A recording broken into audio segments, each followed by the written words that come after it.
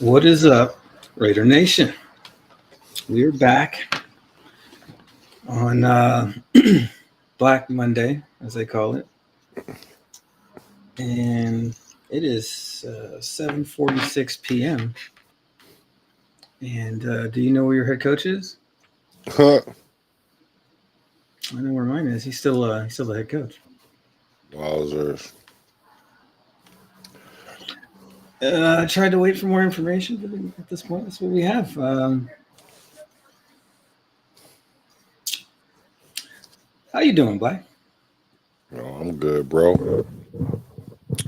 Just sitting here paying attention to the ongoings of what's not going on. Excuse me. I'm just trying to see what we gonna do, man. You know, that's that. Mm-hmm. Yeah. Because I finally looked for the first time to see what our draft position was gonna be, and I'm just like, yeah, all right, this should be fun. And we look like we keep an AP, so it's gonna be really fun. Fun is a word. To describe it, I guess you could use that word. I told y'all, man, like after the Jaguar game when we threw the number one pick out the window, I'm emotionally detached at this point. I'm expecting buffoonery, so this is really not that surprising. Right. So either we're keeping him, which okay, or we decided to let him do a press conference and then fire him. So either way, I don't know. I mean, which I'm not sure which one's worse. What do you think is worse, Black? If we let him do a press conference, make him think he's kept a job, and then can him, or we keep him, but he's only got a 1 year deal, so he can't get any good assistance, and we're not willing to give him an extension, so we're basically just handcuffing him and dooming him to fail when he has already failed. Which one do you think is worse? Just asking for a friend. Well, it's like you know, like when you feel like you about to get fired and then you don't get fired on that Friday, and then you come to work on Monday, and then you get fired on Monday, Yeah. and you like you could have just Why fired don't me you on just do that Friday. shit? Why wait? Yeah, so it's kind of like that. So it's probably better to get paid. I mean, fired on Friday, so you don't come to work on Monday. You know, so Yeah, that's a waste of time. wasted whatever. But yeah, I still have about 4 5 toes out saying he ain't gonna make it. But you know, it looks like I'm wrong. I don't know. I mean, I guess it's possible they still. It's absolutely. This is the Raiders. It's 100% possible they still can him, right? Um, but as of now, it looks like AP is still the head coach. You It doesn't look like he's probably going anywhere. Um, there are some folks that are talking about maybe the meeting's happening later between him and Mark Davis, know. which I think is interesting So because I thought Telesco was the GM. Um, and there's been a lot of claim that Mark is not involving himself in the football decision stuff. I understand the head coach is a big deal, but shouldn't that meeting be with Tom Telesco? Just wondering how that yeah, goes. it probably should be Telesco's. Right? I mean, like, I can understand if Mark is there, right? It's a huge, huge deal and has to do with the overall product and brand of the team, right? So it's not just football. right? When you're talking about the head coach.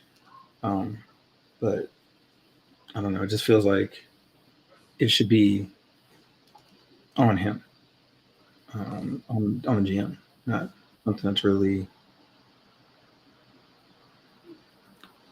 that precludes him. I mean, is you know what I'm saying? Why are we meeting with Mark though? Like, it feels weird to me. Just saying that. Yeah. Not saying that we don't even know if that's true, right? Maybe he's not meeting with Mark at all, and so I'm not saying that's what's happening. I'm just saying if it is, that would be a little weird. Yeah.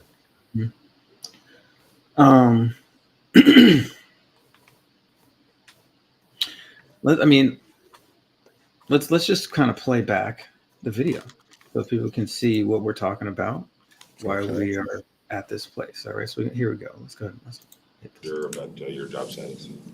I haven't been told anything different.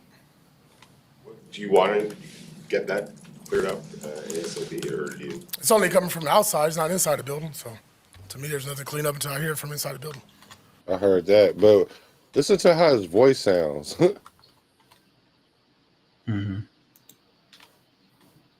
Let's see. Yeah, he sounds pretty darn confident there, right?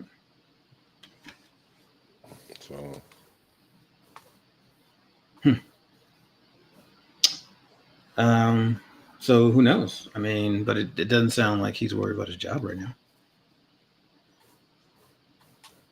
As opposed to kind of how he sounded, during the press conference time. Are we getting unhinged or not? Can you please tell our fan base that we don't have to agree? Stockholm Syndrome. Possible humiliation, ritual firing in progress. Wow.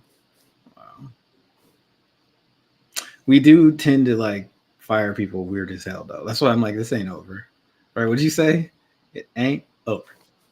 Party's not over. It's not over. You're right. Damn. You don't know. It ain't over. Shout out to Teddy Riley. Right. But yeah, this could be, just give him a little extra humiliation out the door like we tend to try to do. Or it could just be that he's gonna continue to be good. Which, probably that one. It's probably that one.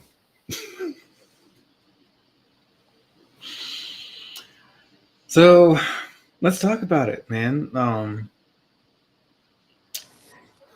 Without putting,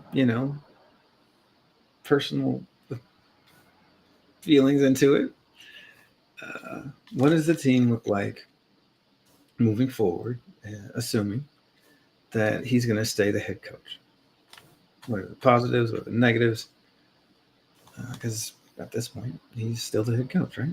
So I'll start with a positive, right? Continuity, right? Where we would have the same head coach we had last year, and the ability to kind of hit the ground running right from now today and get ahead of everything as far as scouting and putting the team together and moving forward. He, from all accounts, seems to be on the we need to upgrade the quarterback train. But, I don't know for sure. And, he seems to have not lost the locker room, I guess, guys are still out there performing and working hard, and they're not bickering amongst each other and stuff like that. And a very long season. So, what do you think, Black? What are the things that jump out at you if he's going to stay head coach? I don't know. What we going to do at quarterback? So now, we still got the same situation as last year. We're going to have Minshew, presumably. And I thought I seen something about him saying that he wished he would have started AOC first off. Maybe that's true, maybe it's not, but we still got that same scenario. I don't know what they're gonna draft like. He's still gonna make his coaching style and even his all around coaching package is not sustainable. Like it's wavering. So I don't know. Just get prepared for another season of what we've seen this year. I mean, it just depends on who's going to see who we're going to get in this draft, though. Okay. So you're just like, you know what? Maybe great players can save him, right? Yeah. Speaking of Aiden O'Connell, let's quickly just see what AP had to say about O'Connell today. Okay.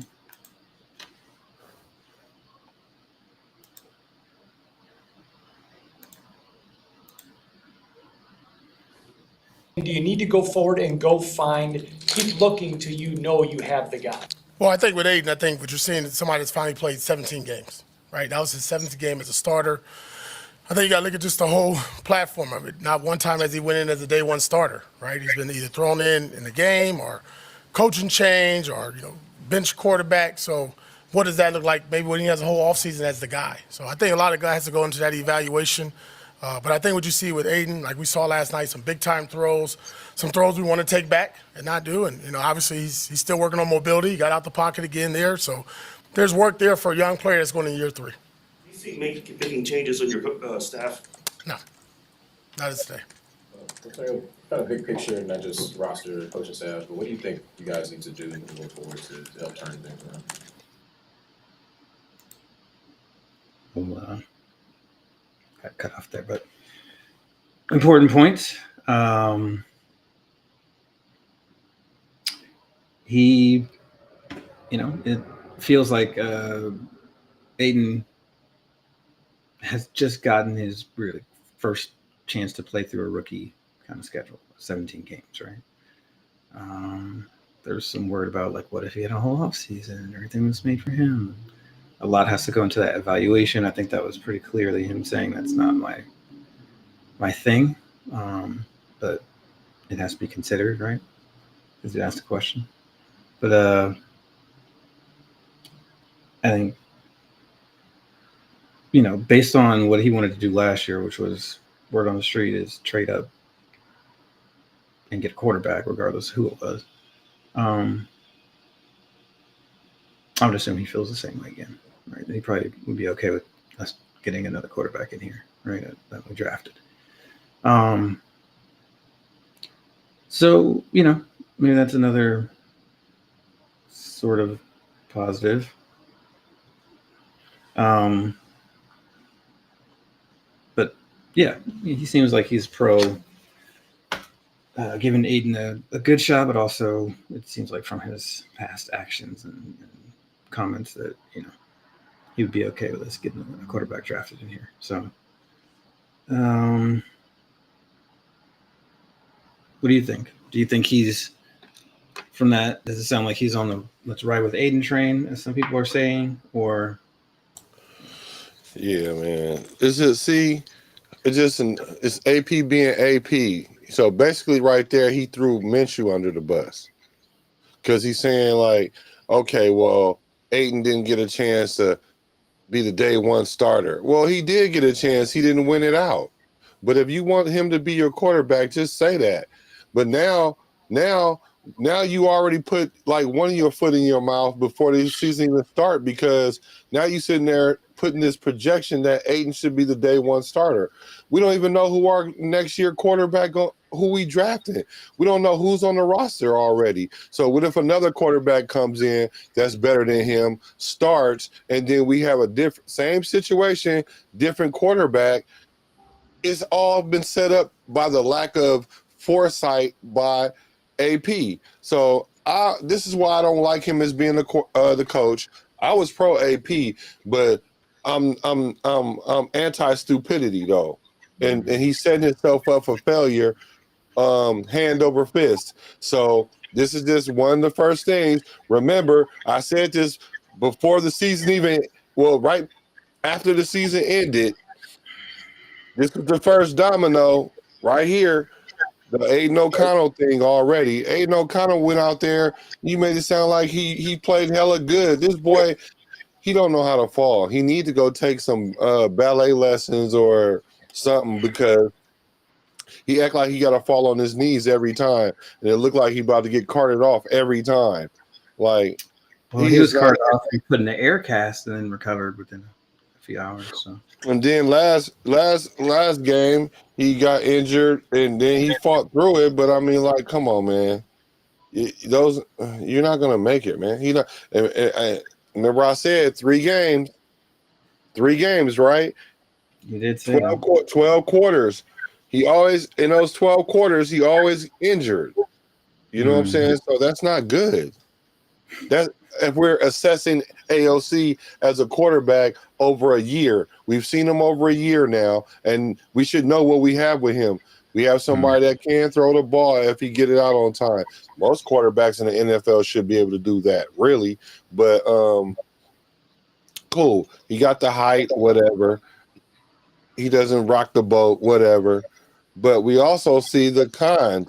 People don't want to acknowledge those things, and they want to be oblivious to those things until they rear its head in a game. But if y'all want ALC to be your starting quarterback going into next year and thinking and saying that already before we even went to the draft, like using that as an excuse. Now you got people literally saying like we need to give him a full offseason as the man.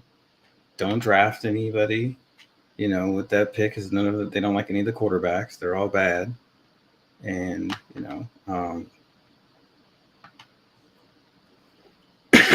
let's roll with a veteran, the backup Aiden. And we don't have a choice anyway. All the quarterbacks are going to be gone. Like the top quarterback's going to be gone.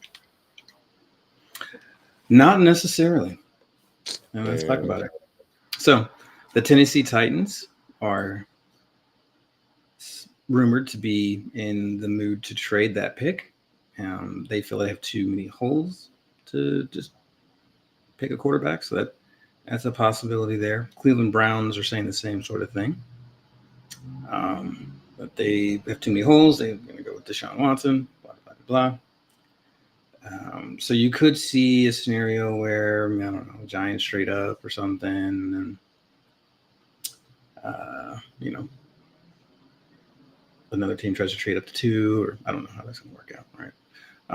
Or they just take different players because they don't get good enough compensation from the right teams, and quarterbacks fall a little bit, right?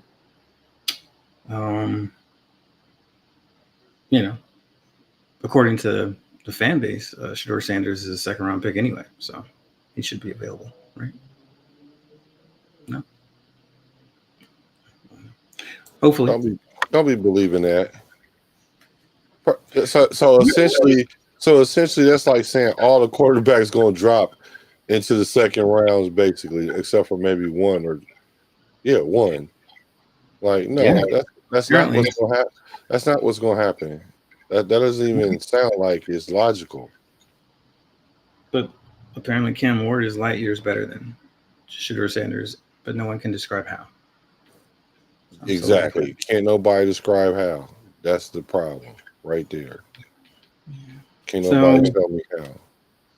No. It's hard to describe, apparently. It's an ephemeral kind of thing. It's hard to quantify or something or other. I don't know. Maybe it's the lack of Dion as a father or something. I like him because he's quieter. He doesn't look like he wants to be flashy or anything. No, seems to be the kind of thing that a lot of people don't like it when certain persuasions get too cocky and confident. That's what it seems like to me. But, hey, maybe I'm wrong. Maybe it has nothing to do with that. I mean, it could be, but it could be. Yeah, a lot of times people just don't like confidence at all. Period. They like people to be kind of meek and self defacing, things like that. They don't enjoy it when people believe in themselves, which is strange because it's kind of how you do good stuff. But it's all good. Raider Ryan says, so are we going to keep AP and let him keep the same personnel, same quarterback, and let's roll? What the hell? I feel you.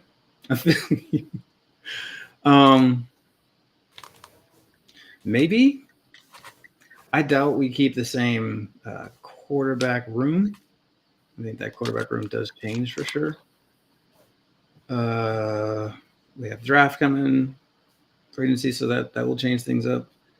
I'm interested to see what happens with Patrick Graham. There are rumors about him, not taking an extension and something or other. Will he leave? Even if we keep AP, which would be just like such a Raider thing to do, right? Because I'm sure he'd go on and become a great head coach somewhere else. But like Amik Roberts. Right, Amik Robertson. We didn't need him. I'm sorry. He was one of my favorite players that we drafted. Yeah, you were. He was one of mine too. Well, we you know what? A lot of our corners go places and go and do better than they did when they was here. Yeah. Except for Asamoah. But I already knew he was fake. Ooh. Maybe if he No, could play I won't say fake. Yeah, I was about to they say. put him in zone, and he's not a zone. Exactly. I was about to say maybe I shouldn't say fake. Right. He just was not versatile. There's one thing that he could do really well, and they asked him to do something else that he doesn't do well at all. So, what's up, Hizzle? What's going on, bro? Yeah, Pizzle was the one that hit me first with the he's probably staying news. So thanks for ruining my day and listening to my Cheerios, Pizzle. Oh man, yeah, keep it real though. But yeah, Pizzle, he's already knowing. Yeah, they used Namdi wrong, and that was not his fault. Well, I mean, it was his fault because he don't know how to play zone, but it's also their fault because they don't know that he don't know how to play zone.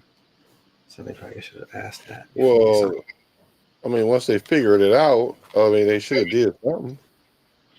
Yeah, maybe I would have probably asked him that before I signed him. Just like, hey, quick question before you ink up.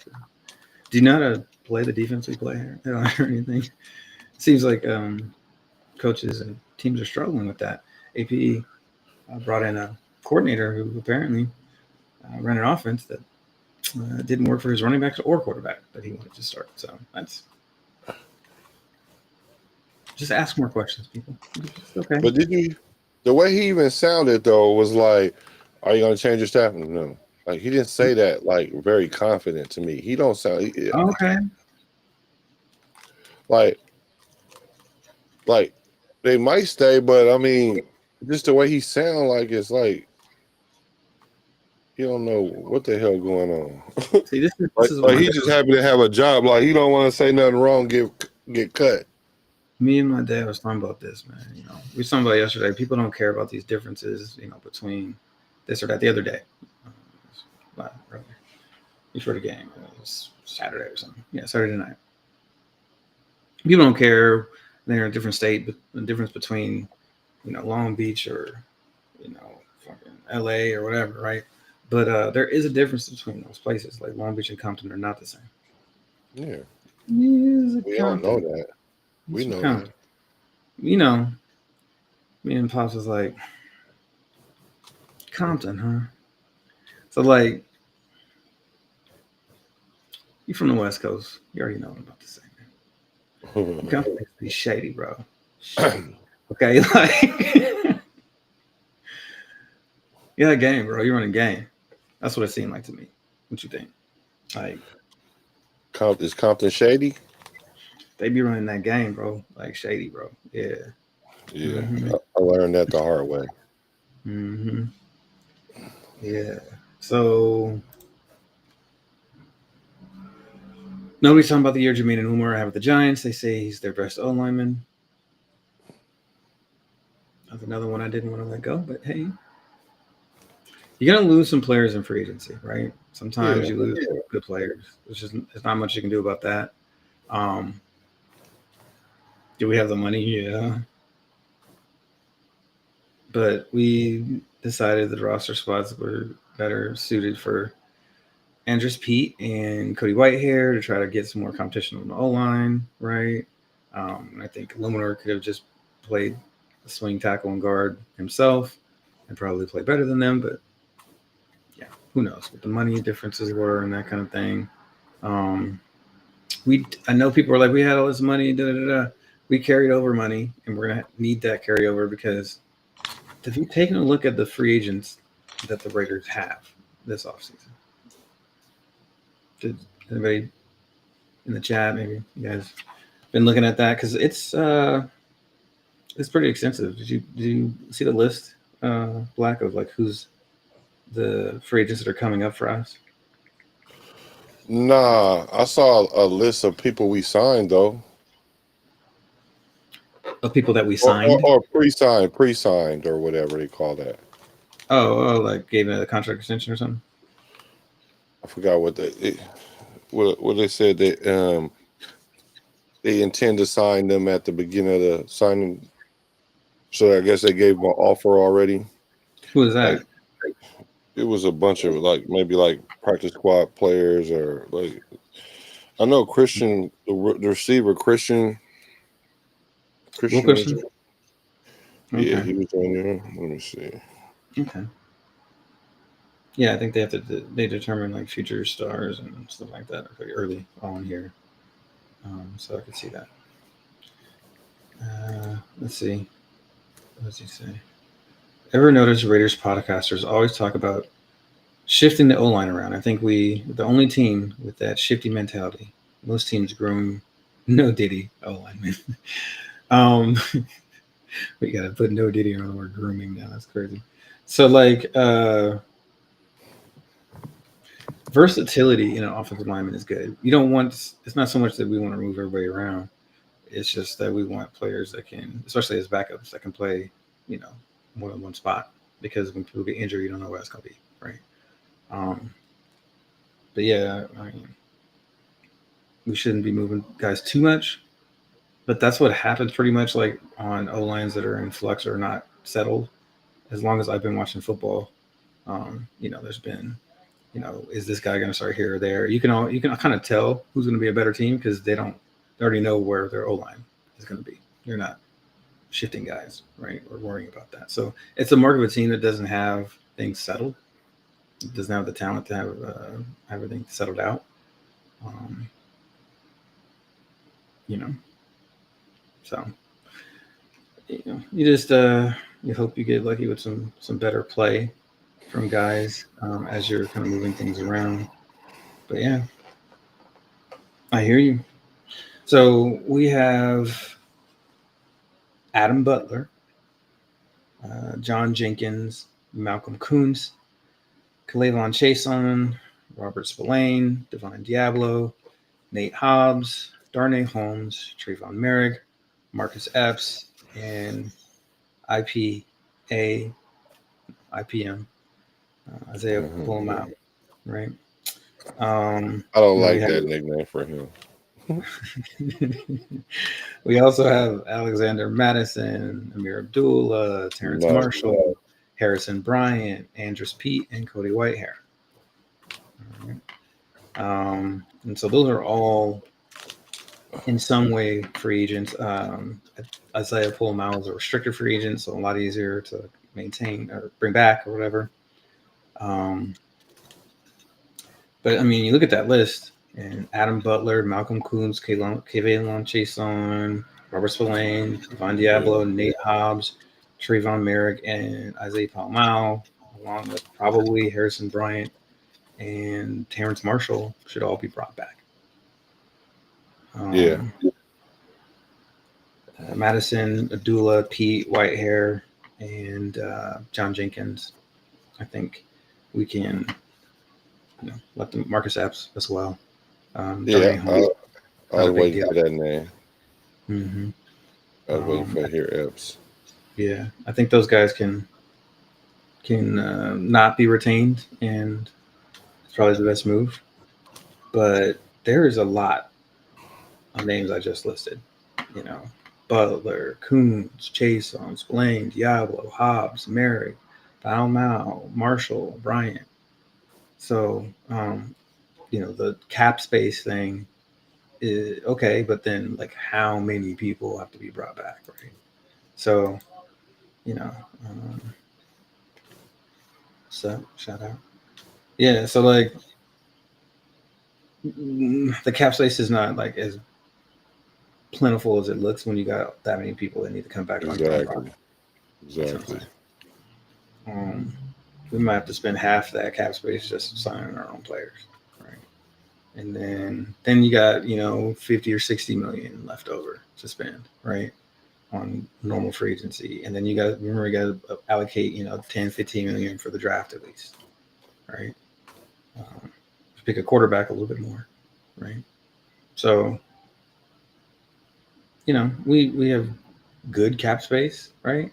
But if we are trying to bring back our own guys, and with that many holes, like if we don't bring back our own guys, then we have to get 2 starting safeties, a starting linebacker, a starting D tackle, unless we can promote somebody else.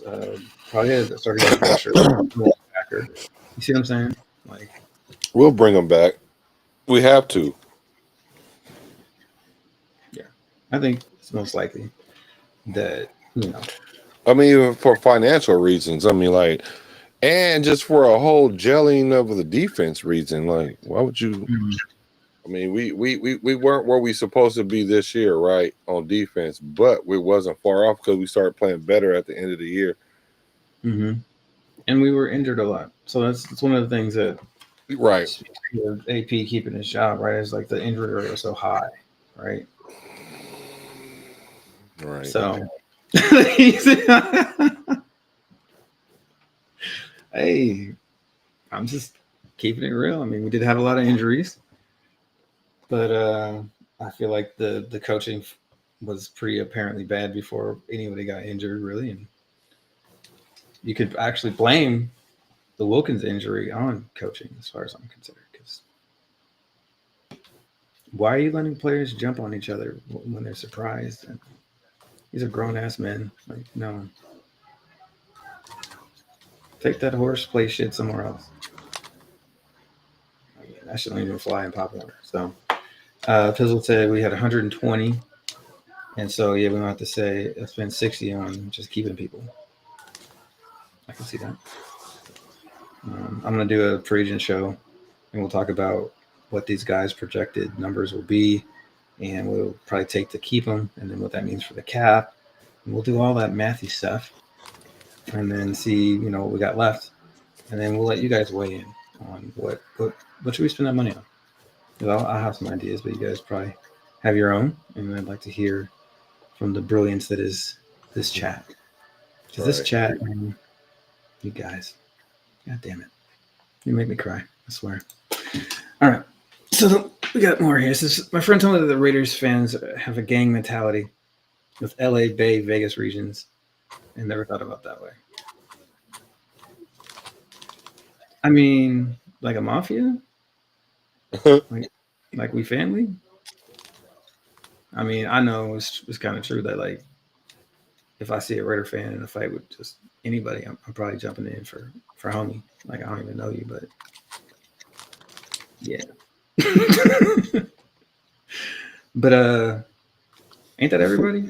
I'm pretty sure Lions fans are like that, right? No, maybe not. I would think so. I would think so. Detroit they go hard, right? We're getting a new D coordinator too. See, that's the thing I was wondering about. Is he leaving Graham? But his press conference thing didn't sound like he was leaving. Like I had to be better. Some another when he did his last little speech or speaking to the media thing. So maybe he stays. Maybe he goes. I hope he doesn't go.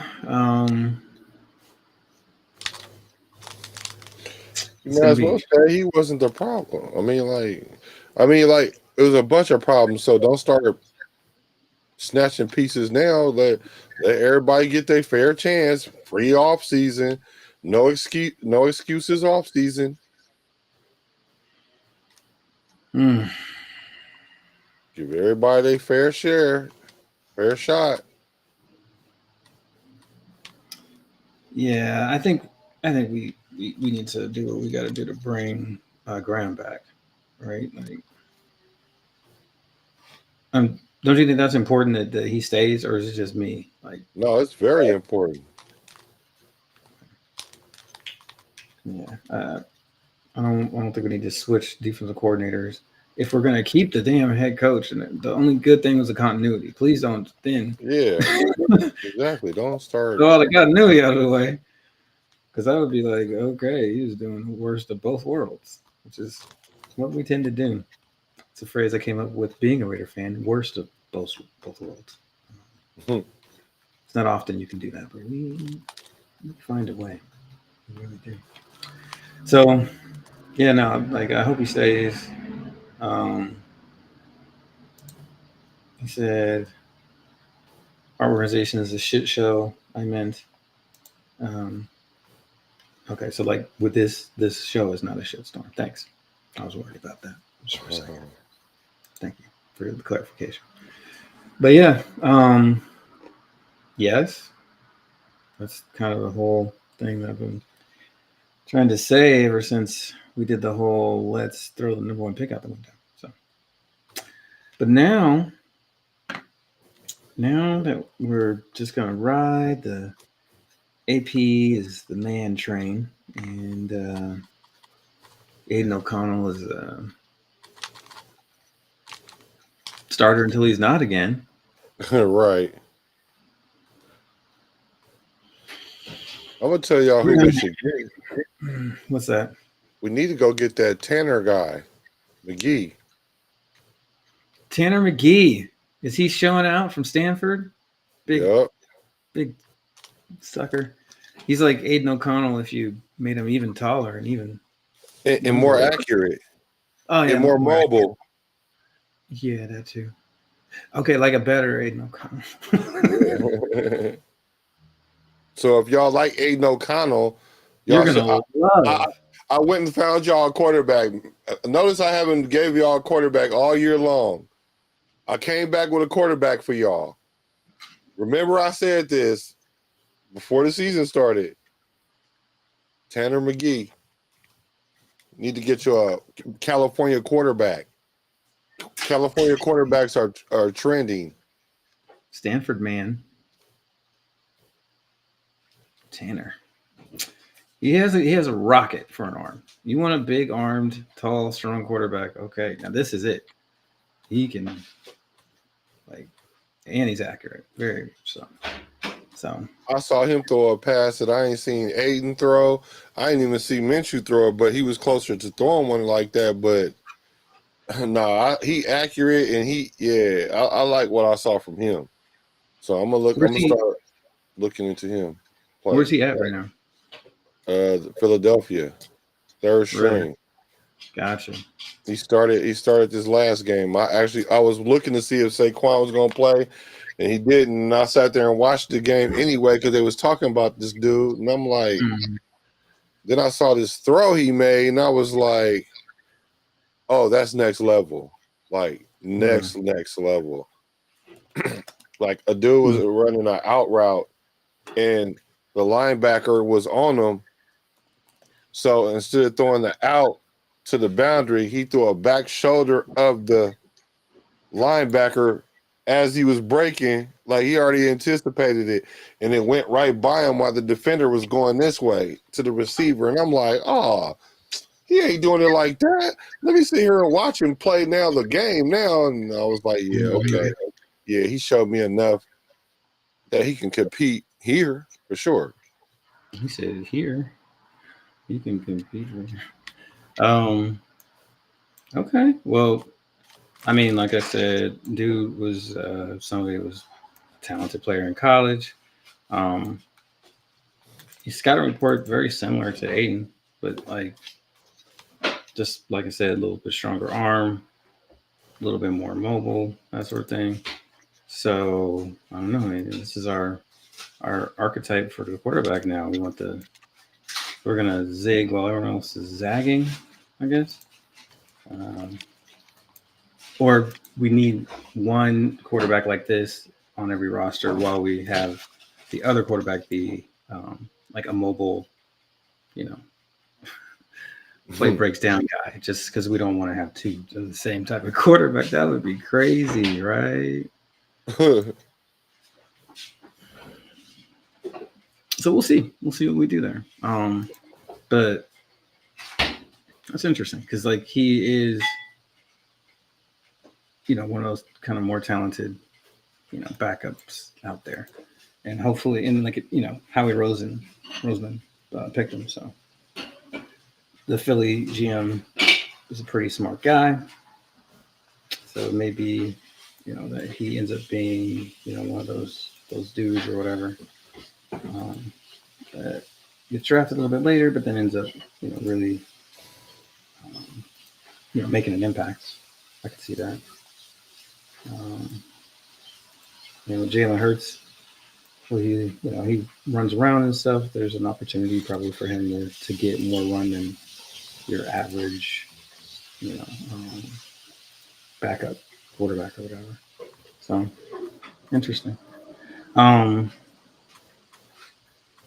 was talking about this earlier. You know, everybody's talking about, you know, JJ McCarthy and that trade. I think what's most likely going to happen is they end up keeping both those quarterbacks. I think that Darnold will probably not make it very definitive about whether he's the dude or not. And, you know, if you're Minnesota, how much, I guess it depends on how much Darnold's going to be offered, right? Because I don't think he's going to like roll through the playoffs and win a bunch of games. He just lost them to Detroit in a pivotal game, right? Kind of that playoff intensity. And I think he'll probably lose his first playoff game, right? Yeah. Just saying. And then they'll be in this position where, okay, he led us this far. We don't know exactly what we have for JJ McCarthy. You know, the world is not on fire for him because everybody believes he was a certain player. And then when we have big games, probably not going to do too well, I don't think. It's just my opinion. Not the real Sam Darnold gonna show up. Listen, I would love to believe that he changed his whole career around this year and that he finally living up to, you know, what he could have been coming out of SC. He's an SC quarterback, man. I root for him. You know what I'm saying? But most likely, he is what we thought he was. Right, Tony? Dungy? That's how it is. Like, players don't usually surprise you too much. Right? So, you know, it's possible. It happens, right? And he did have a chance to sit on the bench for a few years, so he could have like learned and kind of matured as a player. But if they don't, you know, then like Fizzle said, how do you not bring back a guy that's 14-3, right? Oh, they're gonna bring him back. He's a free agent, so they'd have to pay him something. They are. I would think what else are you going to spend that money on? Like, they're not spending on a quarterback right now. Get a first-round draft pick, a quarterback who's on the bench. What you want a quarterback to go? You gonna bring a quarterback in that's gonna do better than that? Because even if he come down to earth, he shouldn't come down no lower than 10 games. So they should make the playoffs next year again anyway. Right. And like competent quarterback play is hard to find. Absolutely. Right? You don't just like throw it out the window because you think you might have something else. Like, you Yeah, no, I don't think that's how it's going to go, right? So,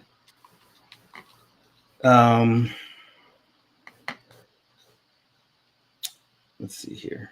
I'm trying to get a good look at the playoff brackets here because we have the playoffs starting and just kind of want to get an idea of what we have. So we have KC and Detroit, both with their byes. And then we have Buffalo, Denver, Baltimore, Pittsburgh, Chargers, Houston, right? And the NFC, we have Green Bay, Philly, the Commanders versus the Bucks, and Rams. That's gonna be a good game. Right. So some good games, man. Really See, the Vikings should beat the Rams. They should. They should. But the Rams. Nah, Rams they are hot sneaky. right now though. Mhm. The thing about it is, just like with any playoffs, like it's best to be trending up at the end of the year, and that's what they're doing. Mhm. So the Vikings coach looks so sad last night. That's funny. He may get traded. That's Who? another Vikings coach. What's his name? Kevin O'Connell or something like that. Rumors are like, yeah, because he doesn't have an extension yet, and there's some teams that supposedly asked about trading for him. Maybe that's what's going on. We're going to trade for a coach, and that's what. Gruden was traded for him again. He said the Lions finished him, huh? They're 14-3. How do you fire a coach that's 14-3 or trade a coach that's 14-3? You don't. Either one. If they do, that'd be crazy, man. But you never know. So my predictions. I'm gonna say Bills, Ravens, Chargers. Then I think Philly wins that game against Green Bay. I think that the Commanders win that game against the Bucks. I think they're going to shock some people and win that game. And then I have the Rams winning that game, man. I feel like they're going to use their experience and superior coaching, apparently. And they still have Matthew Stafford. And I think they can resurrect Cooper Kupp for just one more game, And since he had no catches in the previous game, he should be really healthy and have 14 catches for 200 yards and 4 touchdowns in this next game, right? And then hurt himself in the third quarter. So that's my predictions for the wild card. You got any predictions for the games? So I go through the games again. We got Bills Broncos. What do you got Bills. there? You got Bills? Okay. Then we got Ravens Steelers. Ooh, I got Steelers. No, the Ravens Really? gonna win, but I'm going with the Steelers though. Okay. All right. Yeah. That'd be terrible too. Yeah, because he's gonna probably want MVP and then go out in the first round. Exactly. So then we got Chargers, Texans. Texans. Wow. CJ Stroud solves that defense. Yeah. Leads them to a playoff victory, huh? You're gonna have to play too. Mm-hmm. It's gonna be a game. Green Bay, Philly. So Hurts. Yeah, I'll give it to Philly. It's Philly. You got Philly, huh? Okay. And then we got one last. Did we say? Oh, Commanders Bucks. That's gonna be a great game. That's a pick 'em. Mm-hmm. Yeah, that's why I want my boy. So we getting some Jaden Daniels magic. I feel like it's gonna happen. It could be Baker too. Baker's really underrated. But Baker ain't playing right now. is Baker hurt? No, I mean he ain't playing around. Oh, okay, yeah. No, he balling out. I'm trying to let y'all. That was the quarterback I wanted in the Jimmy G year. I wanted Baker Mayfield the year we signed Jimmy Garoppolo, and I would have been right. Can you imagine this team last year with Baker Mayfield? He'd have been hurt. Shut up. No, we don't say that. He might be right though. So the Lions are good, nothing to be ashamed about. It's true.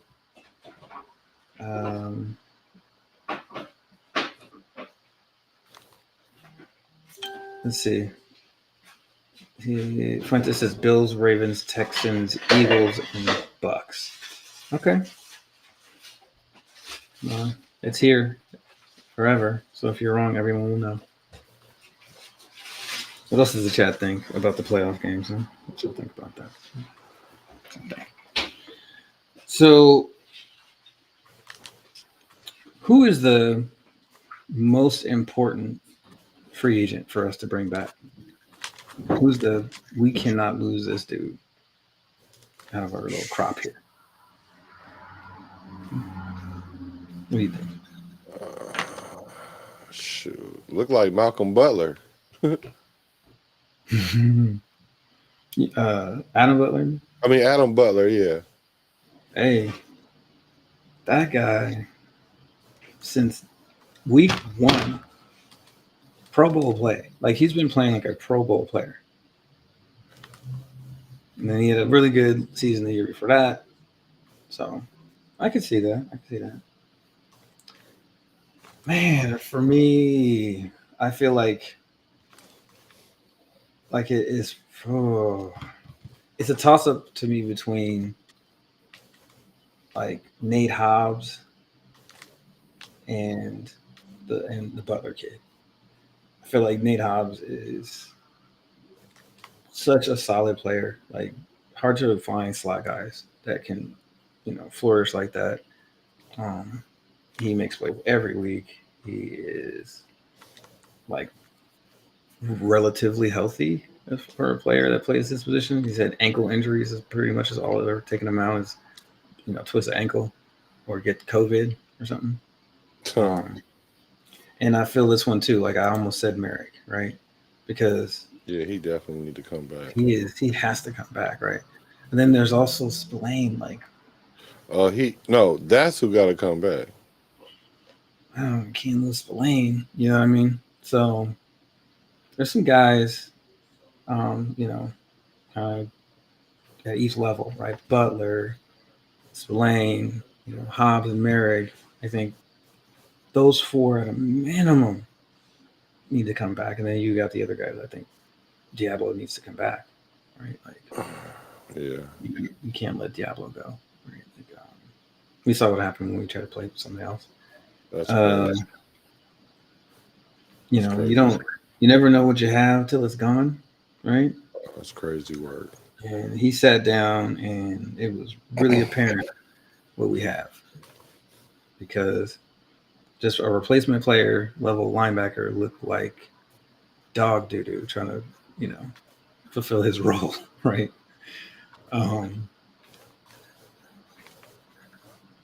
So say what you want about Von Diablo, but he out there balling as far as I'm concerned. So yeah. Pizzle says KZ lost on purpose so they wouldn't play Joe Burrow. No, Pizzle. Teams never lose on purpose. No. What are you talking about? Losing games on purpose for a strategic reason? That is not okay. Just win, baby. What are you talking about? Right. Please. They would never. Who would do that?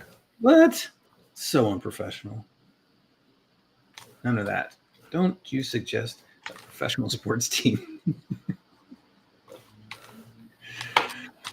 Oh, I kid because I can. Says Casey lost on purpose to avoid Joe Burrow. Do you think that's true? Do you think that they didn't want to see Joe Cool or whatever? Were they afraid to play Mr. Burrow, and so they threw one to Denver? What do you think, Black? I don't know if they did that, but I'm sure they wouldn't have mind playing them, later on in the playoffs, maybe. But I don't know. Well, they're I not in don't the think, playoffs. huh? They're not in the playoffs. If they beat the Broncos, right? Then To avoid them all the way around. Yeah. Oh yeah, they might have backhanded that. Yeah. See, more of this. Damn it. The Rams would never, they're a pro sports team. They would not tank. Don't use that word. There's no tanking. Okay. It's unacceptable and shameful to do that. Especially when it could help your team and make you more likely to succeed.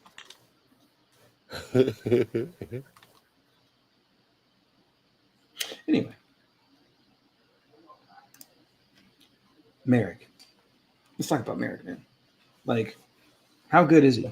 Because I feel like the last maybe like 10, 12 weeks of the season, dude was playing like all pro level kind of stuff. He's just been excellent, right? And then Pal Mao been playing really well. Should those just be our safeties moving forward, and then like For we sure. go from there? Yeah, you feel like Pal Mao earned the job and everything. Yeah, for sure. Okay. Epps need to get itself better. Anybody out there think we need to bring Epps back and pay him something? He's a free agent.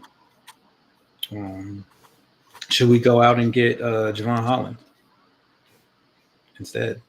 Like, bring Merritt back. Just because of how well he plays out there. Right? Big time free agent at safety position. So that's the thought, right? Do you like try to, like upgrade a little bit? Do you spend money on Holland and keep Merritt, and then just like we got, safeties on safeties on safeties on safeties? Maybe that's how right? I mean, we did the doubled up on a tight end, might as well, double up on the safeties or something. He said, "I'm good on that, son." Okay. Yeah, I don't know. That's fair. They say keep a core group of upside and draft around it. That's usually what good teams do. We'll see if that's what we do. But yeah, you don't want to usually get rid of your best players. You want to keep those and then draft more players. You definitely don't want to get rid of them when they're like in their prime. Right? Keep that core group. I would say that Max Crosby would be a part of that core group you want to keep around. So I'm pro keeping him as a really good player and stuff. So who's a free agent again? Ooh. Khalil Mack. Yeah. I do know that. Did you see Aiden O'Connell running from Khalil Mack and like outrun him and then throw a pass for completion? That was the fastest I've seen him. First of all, he didn't outrun him. Second of all, he got hawked down. And third of all, he got injured on that play. But he was ahead of him and he got the ball off. He was like, that boy was like 9 yards ahead. He was like 9 yards ahead of Khalil Mack. That was the fastest I've ever seen him run. Okay. It was the fastest he was running, top speed like 11. We should sign Mac just to chase him in practice. You know, He gonna get hurt in practice. Aiden O'Connell. He need If to. you're He need to. watching, He need to put Aiden. bubble wrap from the waist down. Need to put bubble wrap on his legs and then put his jersey on. Aiden, if you're watching, I need you to be absolutely 100% focused on upgrading your mobility during the off season. Okay. Do you hear me? Am I close enough to the mic? Upgrade your athleticism. I need Can't do you that. out there working on, quick twitch muscles. I need like the waist weight thing where you're like doing the thing, you're like trying to explode from the the running back thing that you train. I need you doing that. Calf raises. I need you wearing jump soles. I don't even know why. Just put the jump soles on. Yep, we doing that, like all of it. Okay, all right. No more bulking up. There's one mission. You need to be able to outrun a D tackle. Right. Just a D tackle, please. And it seems like the chat agrees with bringing back the Mac. Yeah, because we love him. Yeah, but I don't know if he loves us. Well, as long as Gruden not here, he should be fine. That's true. He said, "I want to see the Jameis Winston workout." Yes, I need you jumping on top of boxes, all kind of stuff. Work through this, okay, Aiden? Please do. Run on sand dunes like Kobe used to. See, explosion. I need you wearing ankle weights. I don't care what they say about your joints. Fuck them knees. You know what I'm saying? Give me 2 years of good quarterback play, and you don't care about your knees later. Fuck that shit. Let's go. Ankle weights, jump sole wood ankle weights. I don't care. Whatever you got to do out there, man. Get it done. It's probably not good for you long term, but man, the explosion you get from jump soles with ankle weights, it's worth it, man. Just do it. Just don't tell the team trainer about it, or that I told you to do it. So. But quarterbacks in the draft. So, have you had a chance to look at any of them since the season ended? And no, Nah, but it don't look like they're going. It look like we might. I saw something about we might get a quarterback dart in the third, like projected mock draft, which I don't like. But if that's true, then I could live with that, I guess. if we inject Dart in the third, I would be astounded. No, was it Justin Dart? Who was it? It was yeah, I think it might have been him. But if we get a quarterback in the third, I'm cool with it. Just go get my boy from Philly. Oh, Tanner McGee. Yeah. I could see making an investment in a young quarterback that hasn't had an opportunity yet and trying to see what you get out of it. Okay. Makes some sense. So I'm trying looking at like these different kind of setups, right? So hold on. There's some sleeper guys that are coming out of this draft at quarterback. And that could develop and be better than what people are giving credit for. I think last time we got people hyping up Will Howard from Ohio State, 6'4", 230. Got a little bit of athleticism to it, that sort of thing. I think he's a pretty damn good prospect, right?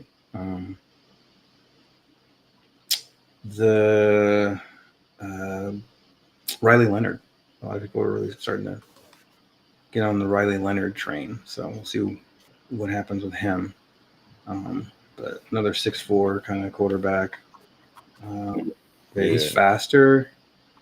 Feels raw a little bit still, but Notre Dame, right? So his name is floating out there as a guy who could come up the boards.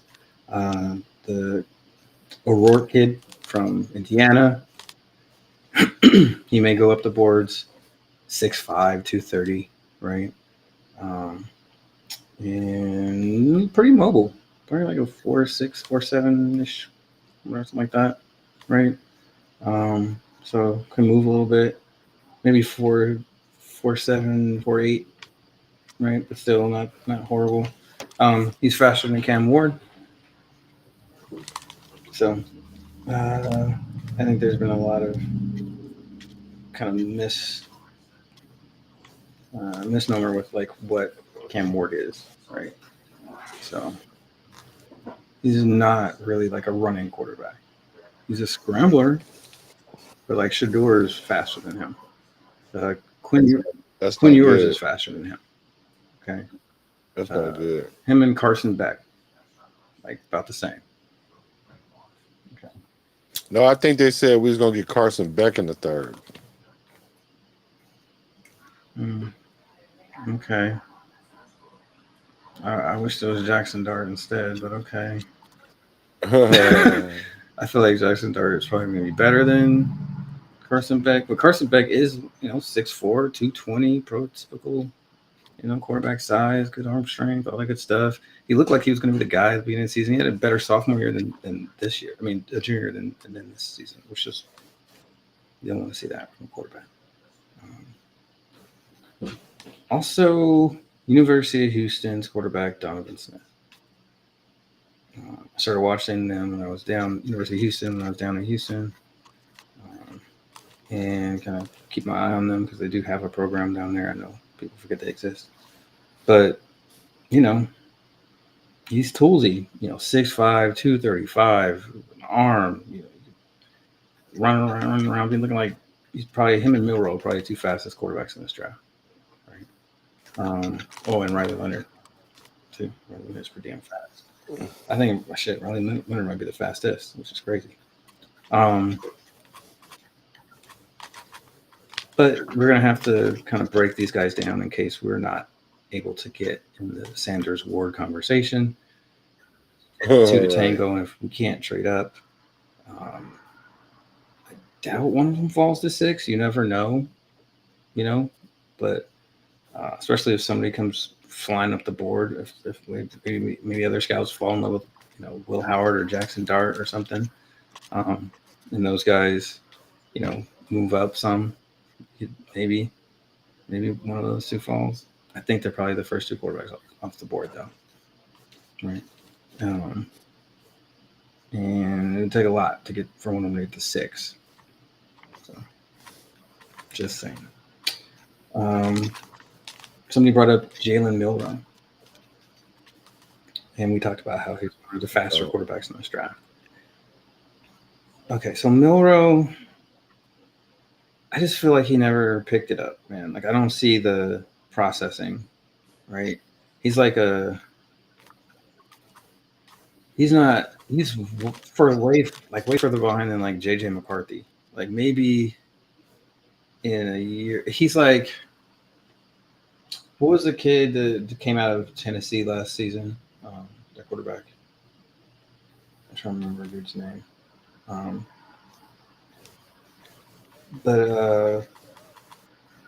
Yeah, I don't know. Extremely talented and still has a lot to kind of go over to improve. He is explosive, right? He's agile. He has a strong arm, and there's flashes, right, where you see him, he pump fakes here, looks the safety off and throws a dart, right? And you're like, okay. And then he locks onto receiver for like way too long and doesn't diagnose that like 3 is going to cover 2 and get to the other side, and then just tries to jam it in there for an interception. And you're like, what just happened right now? Like, how do you go from that to that, right? Like, he's got the toughness, right? It's not like he's afraid he'll sacrifice his body, he seems to stay calm when things get pressured. It's not like he's panicking. Teammates say he's a leader, right? Alabama runs like a pro kind of offense, right? So that's good. But like, he just stares at his primary read for way too long. He doesn't look like he gets through covers. His footwork can be weird. He's not scared under pressure, but his footwork gets iffy when he's under pressure, right? He doesn't have great touch. It seems like a lot of the balls are just kind of like a laser that he's trying to make work, right?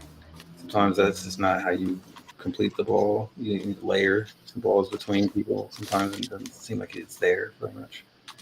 And then like he takes hits he doesn't need to take because he didn't pick up that they're blitzing, right? And so, there's a lot of stuff that goes in being a quarterback before you throw the ball, and knowing how to process pre and post snap, sliding cut protection so that you don't get murdered. He's also too quick to run. So anyway, go ahead. What you say? Yeah, no, you're right. The pre-snap read that's important. That make your job easier, a whole lot easier. Yeah. Now, if we had the right offensive coordinator and you just tailored everything around him while he learns this kind of stuff, you could probably win some games that way, right? But there's no guarantee he ever picks it up. I tend to believe that if you haven't learned to process defenses by this point, you probably won't learn it. I think it's kind of how it works. I don't really recall a ton of quarterbacks who, drastically improved in their ability to process, because honestly, it's not rocket science. Okay, like people trying to make this shit. It's not rocket science, bro. Like you just look and be like, okay, well, my routes are this. This is what I think they're running. So this is what's going to be open. Like if you can't do that, you can't do that. I don't know when you just like magically can do it now when you couldn't do it before. Did someone not explain to you what you're supposed to be doing? Did someone have to explain to you what you're supposed to be doing? I mean, you guys have played Madden? It's not the same, but just saying, like, did someone have to explain to you what defenses were going to be covering your routes, or were you just like, well, this is going to be open because this is the defense they're running? So, maybe he gets better at it. I don't know. I'm not, genius, man. But I'm just saying, like, I usually like them to have figured that out by now. Quinn Ewers is interesting.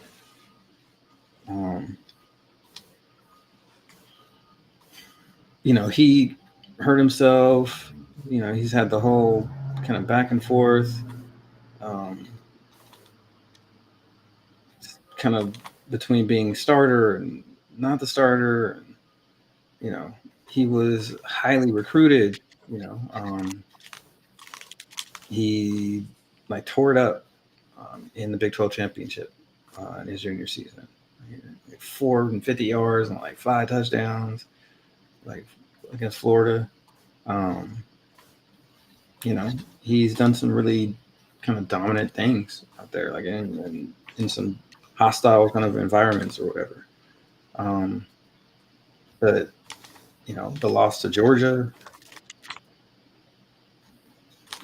being benched for Manning, I don't know. He's an interesting player though, right?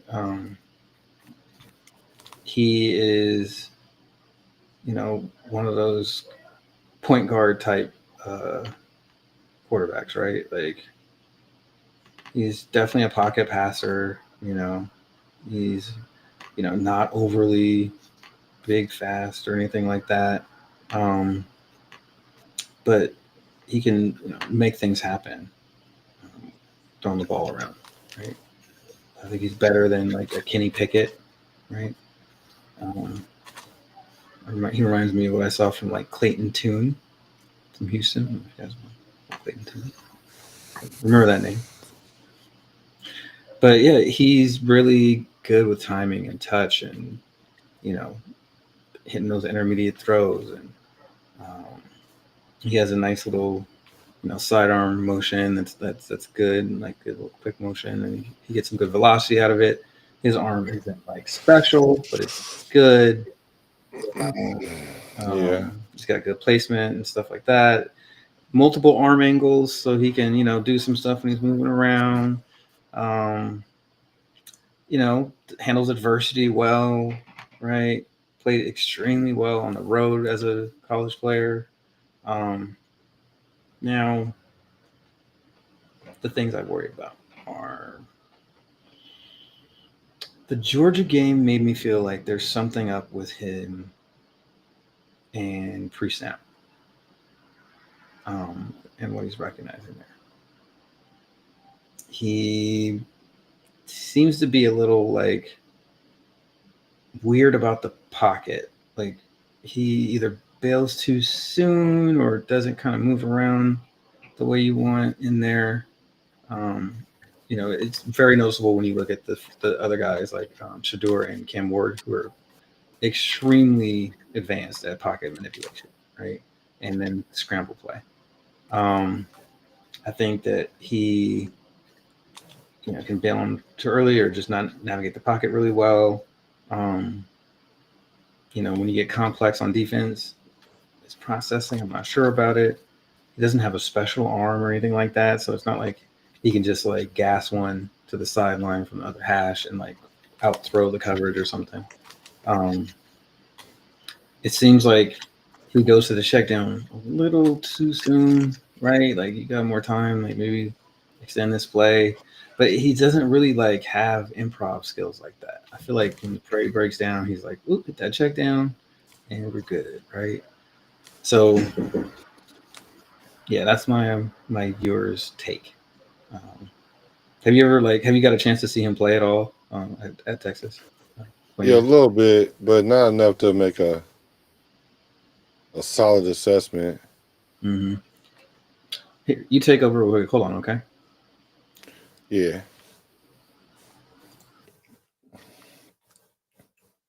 So, who do you guys think? Well, we keep having this conversation. Who would y'all pick number one pick? With y'all first round pick? Like, now that we know where we're drafting, where would you pick? Who would you pick, should I say?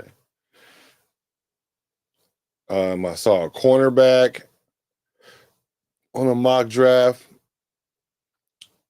Do we need to draft defense? What should we go for? What you guys think? Let me take a look. Because I don't know. I say take best player.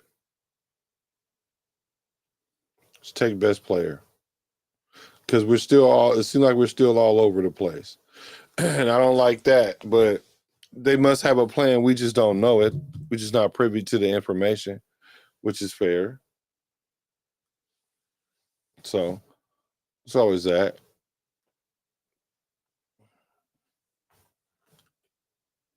Let's see. O-line.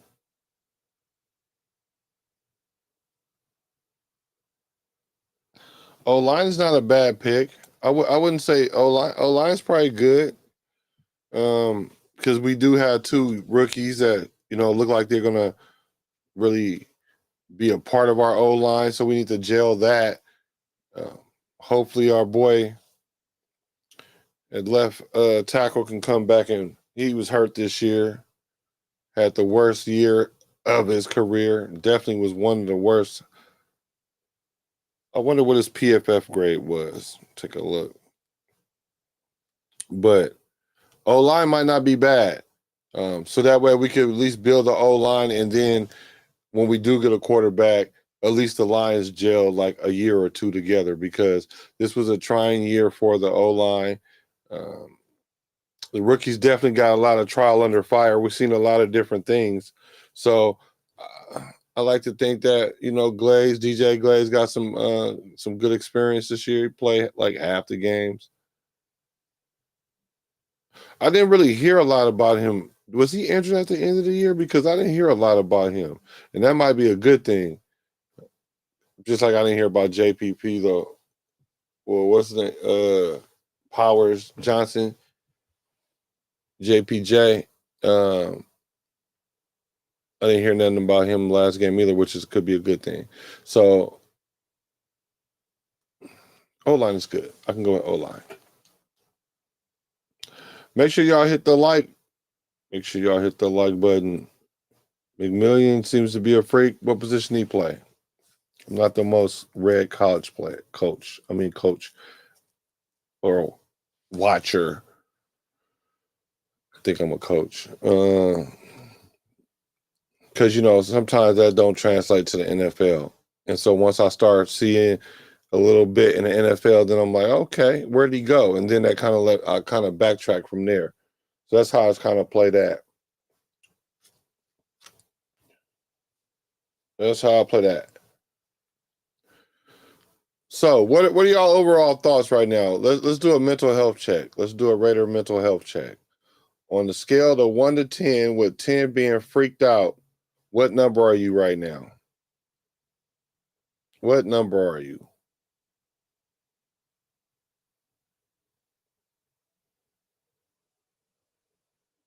Let's see what y'all say.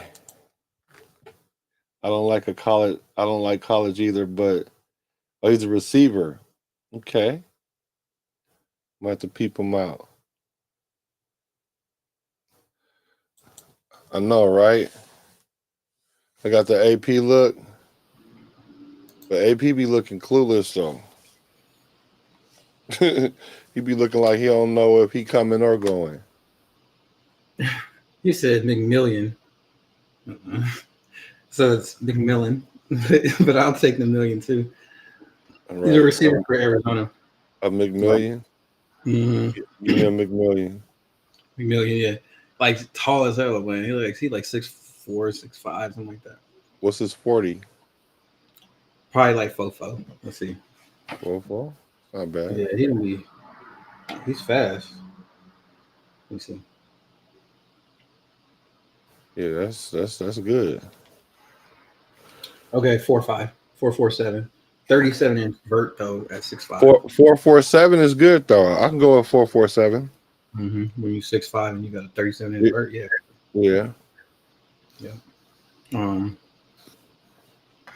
So yeah, he ran at the last. Oh no, that's Jalen. Hold on, we got the wrong McMillan here, guys. Sorry about that. Scratch that. Oh, scratch that. You need a Tatoria to something. But you know what? I feel like we need more opinion here from Raiderdom. So I brought in a Pizzle. Izzle Pizzle. What's going on, boy? What's up with it? What's up, Hotspot? What's up, man? How's it going? How you feeling? Well, I hate to say I was suspicious. My suspicions were kind of right, but they were, and a lot of people, it is what it is, right? Figured it was we were going to give him more than 1 year. We didn't really get him his talent like he wanted. We didn't get what he needed. So, I'm all right with it. I'm not very happy we got swept. But I could definitely understand because Telesco and Mark didn't really get him anybody, and and for what he wants to do, you're not going to build a team overnight. You're not going to build a dynasty in 1 year. I said that about McDaniels too. No one builds a dynasty in 1 year. It doesn't happen that way. It takes 3, 4, 5 years. And every time you fire a guy, it takes 4 more years than that. So, but if he does this again next year, yeah, he's going to be canned for sure. But then Does he get canned in a half a year like everybody else, and then these guys come out and start playing good for the other interim coach, and then we end up hiring that guy? Do we get on the hamster wheel? I mean, I think Mark is done firing people mid-season just because of that. Like, he's like, nope, we're not playing this movie again. You get the whole year, and then you get fired in the off season, and we pick a new coach. I'm not falling for that shit. Yeah, so that's why you let a coach go through the whole season, right? Okay. Unless you really, really believe in the guy already, that is going to be the interim coach. You know what I mean? That's when you should be the interim coach. But he just needs to learn, dude. Time management, calling time. That's that when the challenge plays. There's just things that he's missing. I understand he's a motivator of men. He's not really, what we would call a coach, what I would call a head coach. But as long as people are willing to play for him and he gets them, but I didn't see that motivation even during the preseason. I didn't see that until the last 3 games. So, I don't know what's going on. Did they not want to play for Gardner Minshew? And was that the big deal? Was the team like, nah, we want to only play for AOC? I don't know what's going on with that whole, chemical imbalance that we had going on. It seems kind of like something wasn't right with the locker room.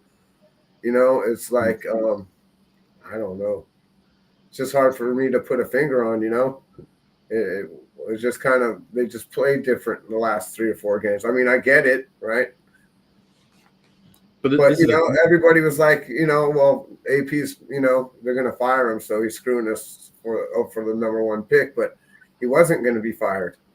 I didn't think he was going to be fired, so he wasn't screwing himself. He was just trying to win games like he's supposed to. That's what we're supposed to do.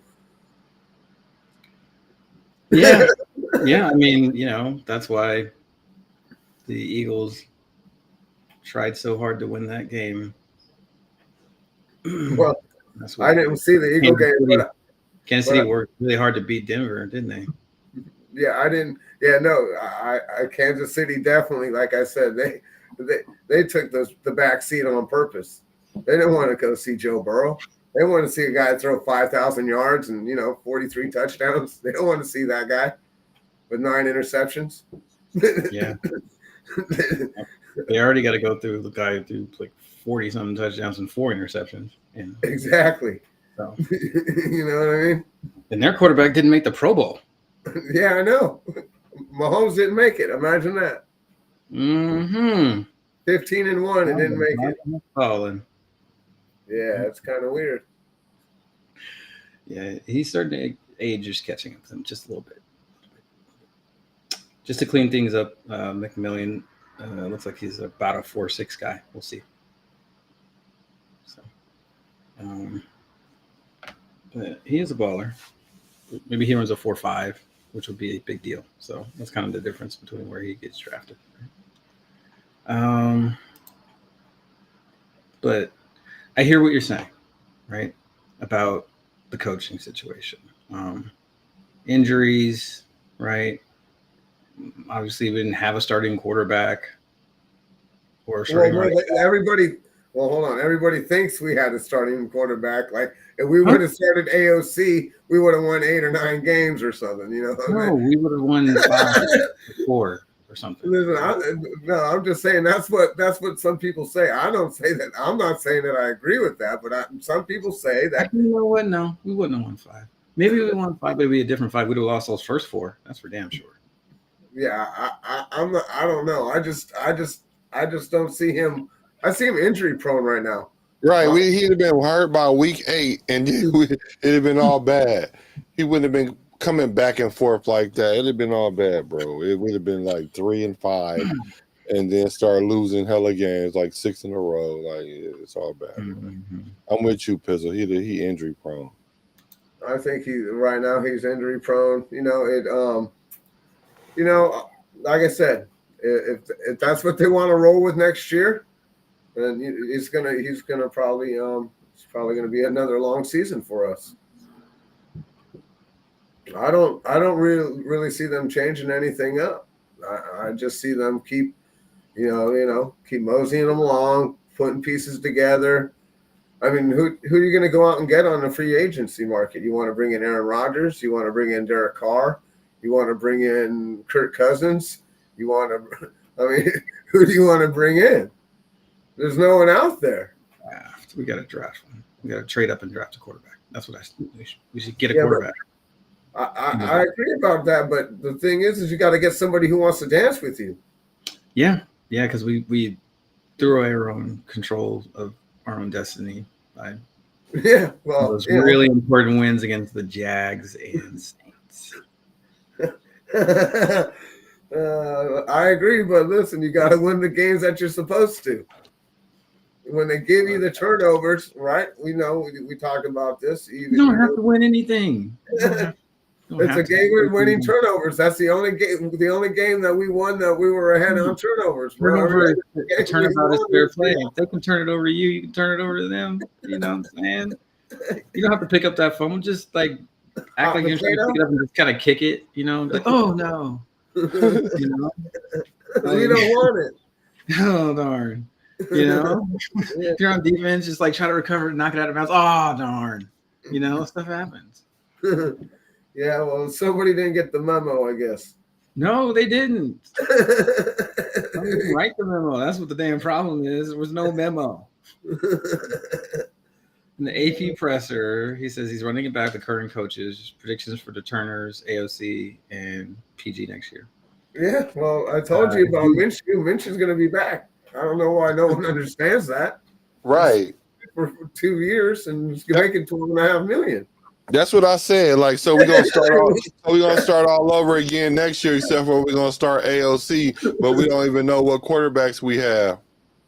So we're gonna have a bunch. So what we're gonna have now, instead of a bunch of backup running backs, we're gonna have a bunch of backup quarterbacks now. Got it.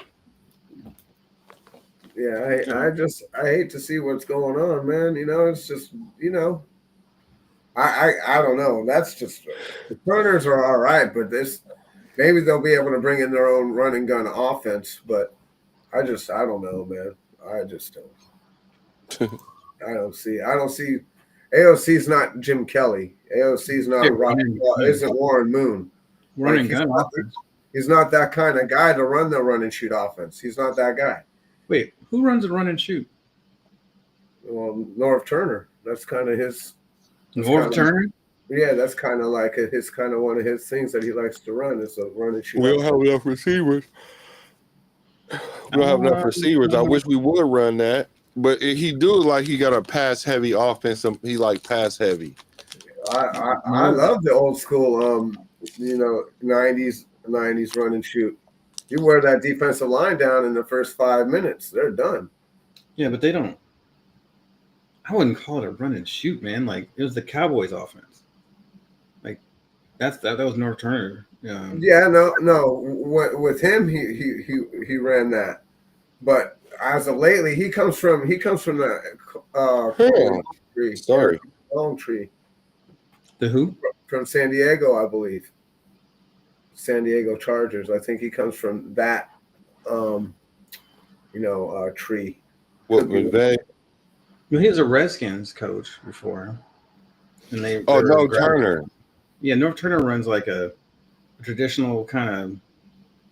I mean, it's not running. It's not West Coast, so in that way, right? Yeah, no, it's more like okay, I got you. So it's more like what the old school Redskins used to run with the power run scheme with Riggins. Mm-hmm. Yeah, so it's pretty much the same offense that the Raiders would have run. Yeah, a lot of power, play action. That's why Aiden O'Connell looked good in it. Yeah, I got you. So yes, for some reason, I heard that they were running more of a run and shoot. Scott runs more of a run and shoot offense. Okay, so Scott, I think there's some Scott influence on that. Yeah, I think maybe he was at Houston or something. Where was Scott at? I think that he went somewhere and picked some of that up. There's more spread with his stuff. Because even with AOC, like we ran better pass routes these last 4 or 5 games. Like I will give us that, right? We like during the game they showed a stat where we got more yards, more. It was like more yards yards, more. It was just like an increase in the offense, but it didn't translate to points, right? Right. Which was crazy. So we are moving the ball, but it's kind of like fool's gold because we're not scoring as many points, and we got the same amount of wins. So, I agree with that fool's gold thing. We need to be scoring touch. I don't care, but having numbers in between the 20s is good, but in the red zone, you got to be putting touchdowns. Number one, and the second thing is our turnover differential. We're minus like 19 or 20 right now. Come on, dude, no one's winning games with that. You're not winning anything. The Bills are like plus 19 or 20 right now. See the difference?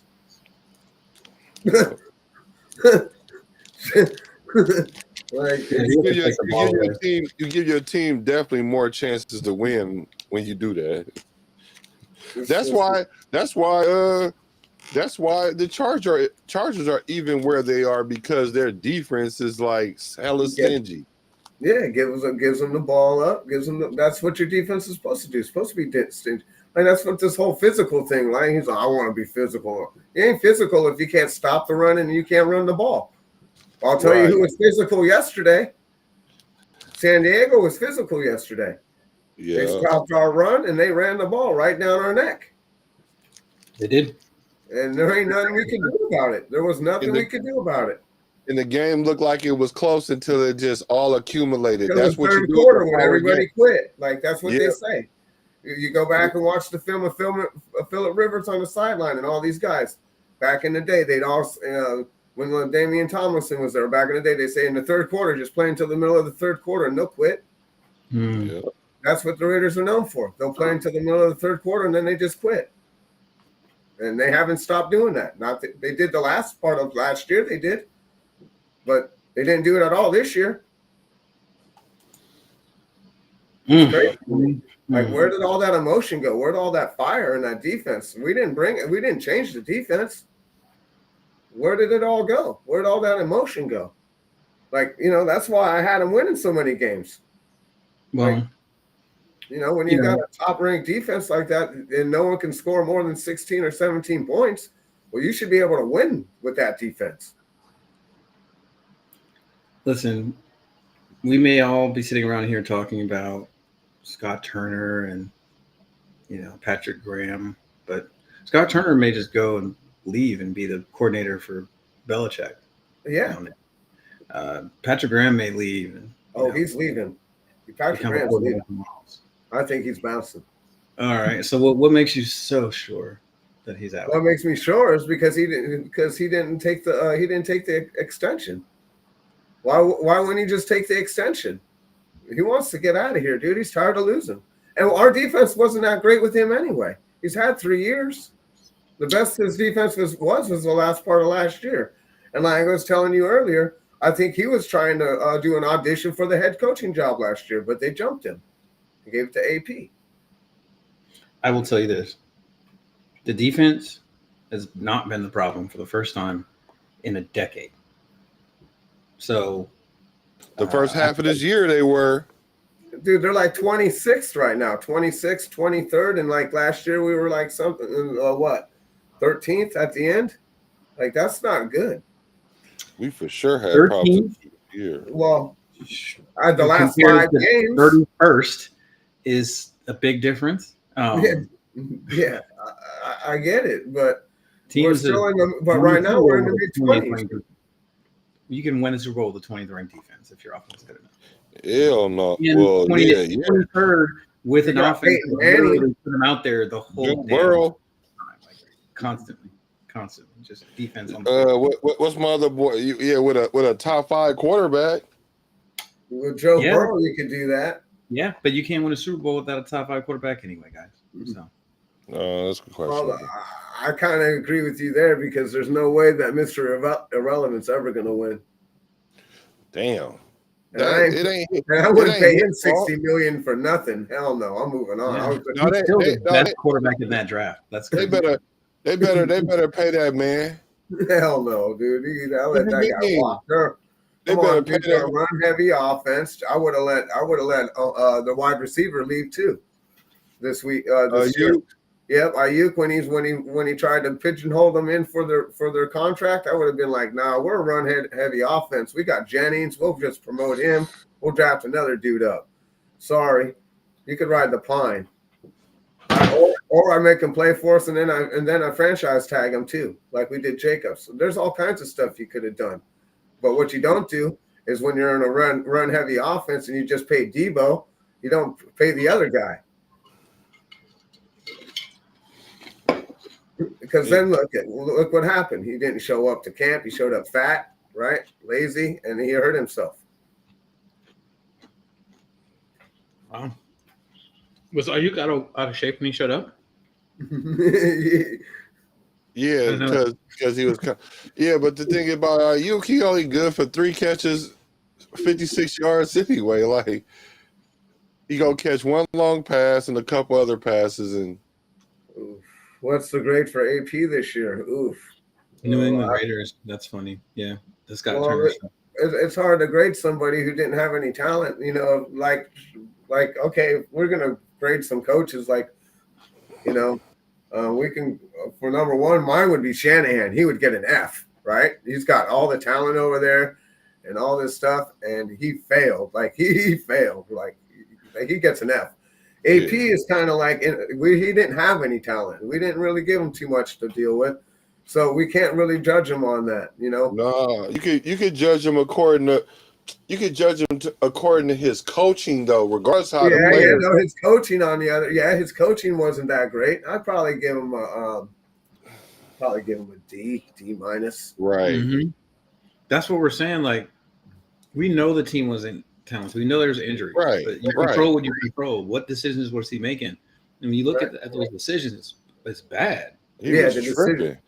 Mm-hmm. So it's like, why is it going to be better when he has talent? Like, he's just going to make us lose games we shouldn't have by making bad decisions. Yeah, but, not going timeouts, challenging, you know, the stuff we went over earlier. Managing the clock. Okay. AP, if you're listening, I need you to concentrate all this year just reading coaching books. Just read all the stuff. Go back to coach school if they have that, and you just like have them explain timeouts and substitutions and what a quarterback does and doesn't do. And he needs to play Madden. He needs to play Madden. He needs play to a lot of Madden. Madden. 40s and Madden. That's what you need to do. Okay, stay out the club. 40s and some Madden. Stay out the casino. Yeah, and the club too. But mostly the casino because you already got caught in there, so you shouldn't be in there. Okay. That's just for AP. Y'all don't listen to when I talk to AP directly like that. Okay. All right. So with Milroe, Dar, Howard available in the second round, who would you draft? I go with Dart. I can't go with Milroe. Milroe's he just choked this year so bad. Alabama is just loaded, bro. I feel like for me, it's like the Raiders. You have a quarterback. The only reason why we can't win is because our quarterback play just sucks. Yeah, I'm not a Milroe guy. Milroe lost 3 times this year. It's the first time I've ever seen Alabama lose 3 times in 3 years in 10 years. They never lose 3 times in a year. I know, right? They lost. Never. They lost to somebody whack. Tennessee. They lost to somebody that they haven't lost to since 1984. Like, bro, they lost to somebody. I was like, who? Yeah, somebody. Yes. It was horrible. I can't remember, but I just blew my mind. I was like, what the hell? You're not supposed to lose. He can't throw he's got the Trey Lance syndrome, dude. He can't throw that mid pattern. The mid pattern, 10, 15 yards over the middle. That boy has no touch, for real. Exactly. But he can drop the bomb. If you want him to drop bombs, he'll drop bombs all day. Milroe's accurate deep. I'll give him that. He can drop bombs all day. He's got an arm. He runs probably like 24 miles an hour or something, 23 miles an hour. Damn. He's fast. He's fast. That's hella fast. Yeah, You know, top he speed. trucks. He looked like when he get ready to go, like he. Who is that? Milrow. Milrow. Yeah, Yeah. yeah. I don't. Big. He's got to, he's got to work on that. He's got to do what Lamar Jackson did, dude. He's got to work on that. He's got to become a pass first guy and not a run first guy. Oh See, shit! the thing is, Lamar was never just a run first guy. Even in college, if you go to Louisville, like that dude was throwing the ball around. See what I'm saying? Yeah, So like, he got better at being more accurate, and his footwork got better. But he was already like had arm talent, touch, all that stuff.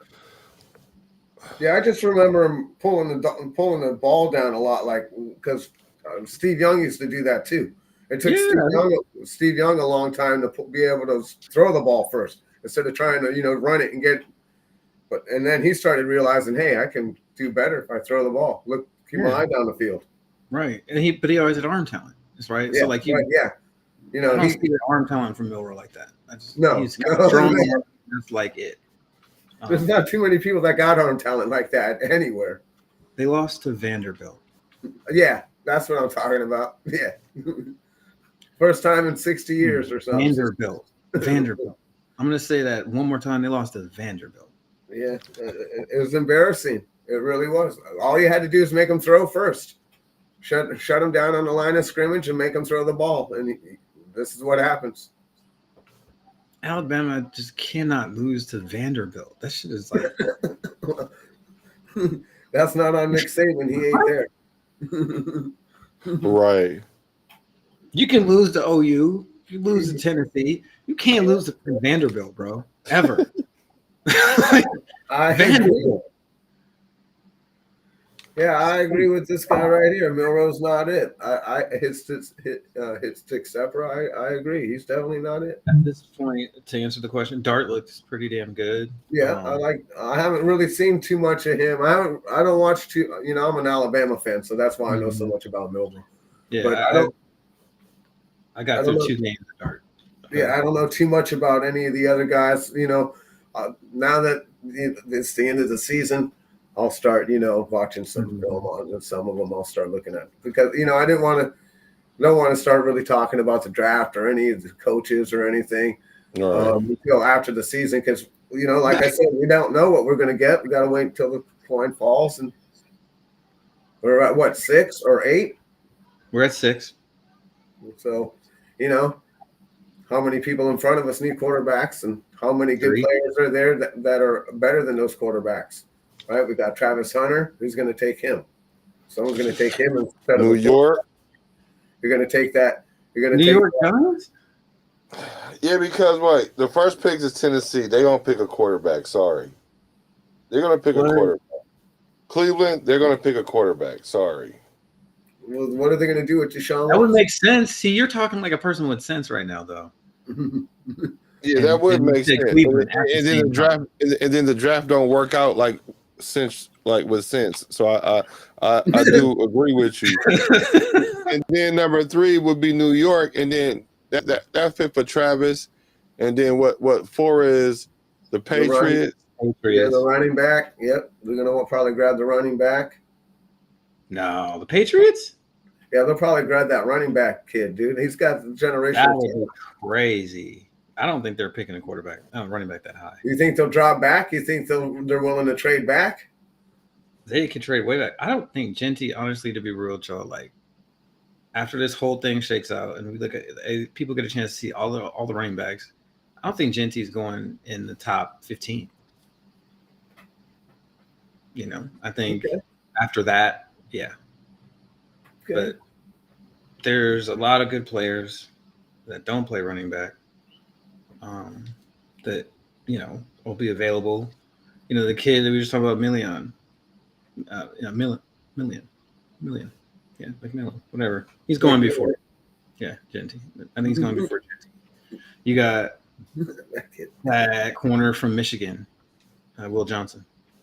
Definitely. Yeah, we need a corner. We definitely, I'd even say we need a DT because Wilkins ain't going to be around forever. You get a DT early if there's one there. If there's one that's good enough. Speaking of Michigan, DT Mason Graham. Yeah, well, then there you go. Go get him. Right. If he's there at 6, get him because Wilkins ain't going to be here forever. Abdul Carter from Penn State is going before him. Will Campbell, the offensive tackle from LSU, is going before Janty. Then you got the edge from Georgia. What's his name? Chad, help me out. Then there's the edge from Texas A&M. Yeah, he's going high. So I mean, there's a lot of players in this draft that I think. Actually, there's both edges at Georgia are going in this draft. They're both coming out. They're both going to play top 10. How did Georgia not win more games? It's insane. I'll give it to Milroe. He did beat the streak. That's the game he did. We did beat Georgia. I'll give him that. We beat Auburn. We beat Auburn. We beat Georgia and Auburn, but we couldn't beat Vanderbilt, bro. Vanderbilt, man, really? That was the first loss too to Vanderbilt. And I told you since like 1984, I was watching the game. I was disgruntled. How could you not? I don't even like Alabama, and that should disturb my soul. I'm like, disgruntled. Did Vanderbilt just? Yeah, that's all. I bet you Nick Saban could just shake his head like, what the hell's going on? They're like a borderline like Ivy League school. What is happening? You can't lose to them. Well, yeah, but people like it's not like it used to be, dude. These people are all making money now. You know what I'm saying? Players are going to different places. They're making money. They're not. Yes. They don't really worry about getting into the pros. They're all worried about making money. That's why. We'll go with Sanders. Yeah, but Sanders ain't putting people into the pros, bro. You might put Travis Hunter in there, but Nick Saban, right? Notre Dame, UCLA or USC, right? These guys, they are consistent programs that put players out in the NFL. That's why all those guys get all the big names, get all the big talent, right? Mm-hmm. Florida State, Miami. You get all these, they get the talent. They call that the what is that, the tri area over there? That's where they get all that talent, all that big SEC talent. Mm-hmm. All comes from that little area right there. I'm going to give you guys a different vision of the draft and how it shakes up. Tennessee at number 1 decides that they're going to sign Kirk Cousins. So they want a veteran quarterback. And instead of taking a quarterback, they give him a weapon, and they take Travis Hunter, number 1. And then Cleveland, they do what Cleveland do. You know what I mean? Like, they beat Cleveland. And they decide that what they really need is to get McMillan over there from Arizona to give old boy one more shot, right? After he comes back from his Achilles or whatever, right? And then the Giants, they go, Cam Ward is a perfect fit for this offense. We kept our quarterback, our head coach and GM, and we're gonna roll forward, with a quarterback that just like really fits what we do. Right? They go with Cam Ward, and then we're sitting there at 6, and 2 spots away is New England, who really, doesn't have a glaring thing they need to take right now. They need like more players who are good, right? And they decide they want to trade back. And they trade from 4 to 6. And Shedeur Sanders is drafted 4th. I think there's a possibility that's how it works out. I'm calling it now. I just feel it. Just something I feel. Could be wrong. Just gonna say it. There you go. You've got to put it out there, man. If that's what you're feeling, I don't know for your boy. If Telesco will get somebody to dance with us, I will be very surprised. Because usually we don't have a problem getting people to dance with us to go backwards for them to come up. But the difference this year is we are usually at like 12 or Yeah, 12, 13, right? 9, 10, or like just outside anybody, like any of the blue chips, right? But at 6, they'll still be blue chips, like Will Johnson and Abdul Carter and the edge rushers and the offensive tackles.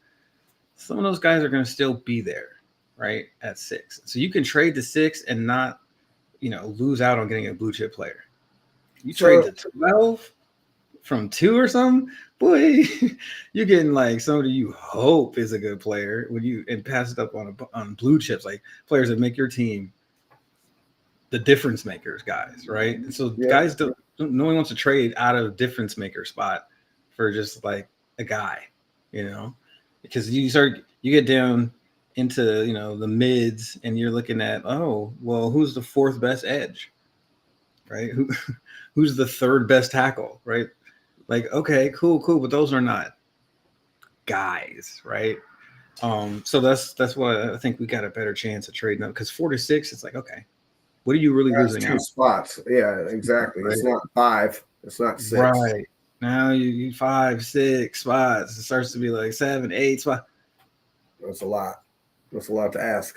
Right. Yeah. By the time you go to draft, you don't even know who's left. Then you're like, I don't know. Nobody we wanted. Right. Scoping dudes out, and later on in the second or later on in the first round.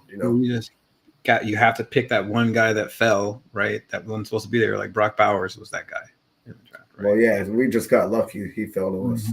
We got to be honest.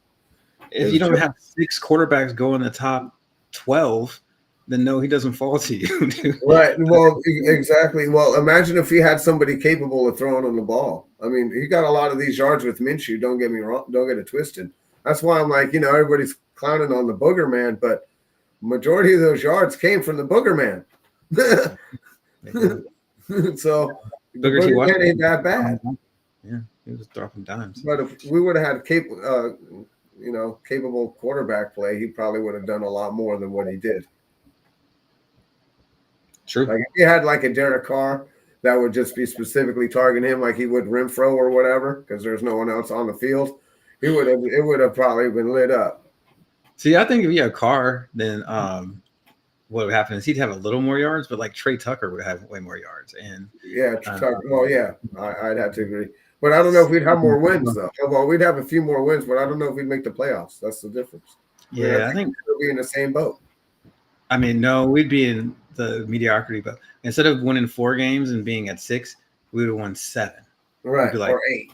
7 and 10, right? And then we'd be picking like 19th or some dumb shit,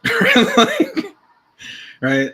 And so that's the problem when you have a quarterback like Carr, right? Like he's just good enough that you're not going to be horrible because he's pretty good. So then he gets you 7 wins. Yeah, but you can't do shit with 7 wins. You need 3 wins or motherfucking 10, 12 wins. 7 wins is not where you want to be ever. That is purgatory. That you're fucked. Okay, you ain't good enough. You ain't good enough to be good players. So you're gonna be picking in the middle, late to every round, getting these like also rans, reaching, or whatever, and then you're wondering why you can't win more. Like you. Well, right now we have a couple of pillar pieces, right? We have JPJ, we got Glaze, right? So we definitely need a left tackle. I think Colton Miller's on getting old, right? See, you got to pick him now, though. You got to pick a left somebody that could play the.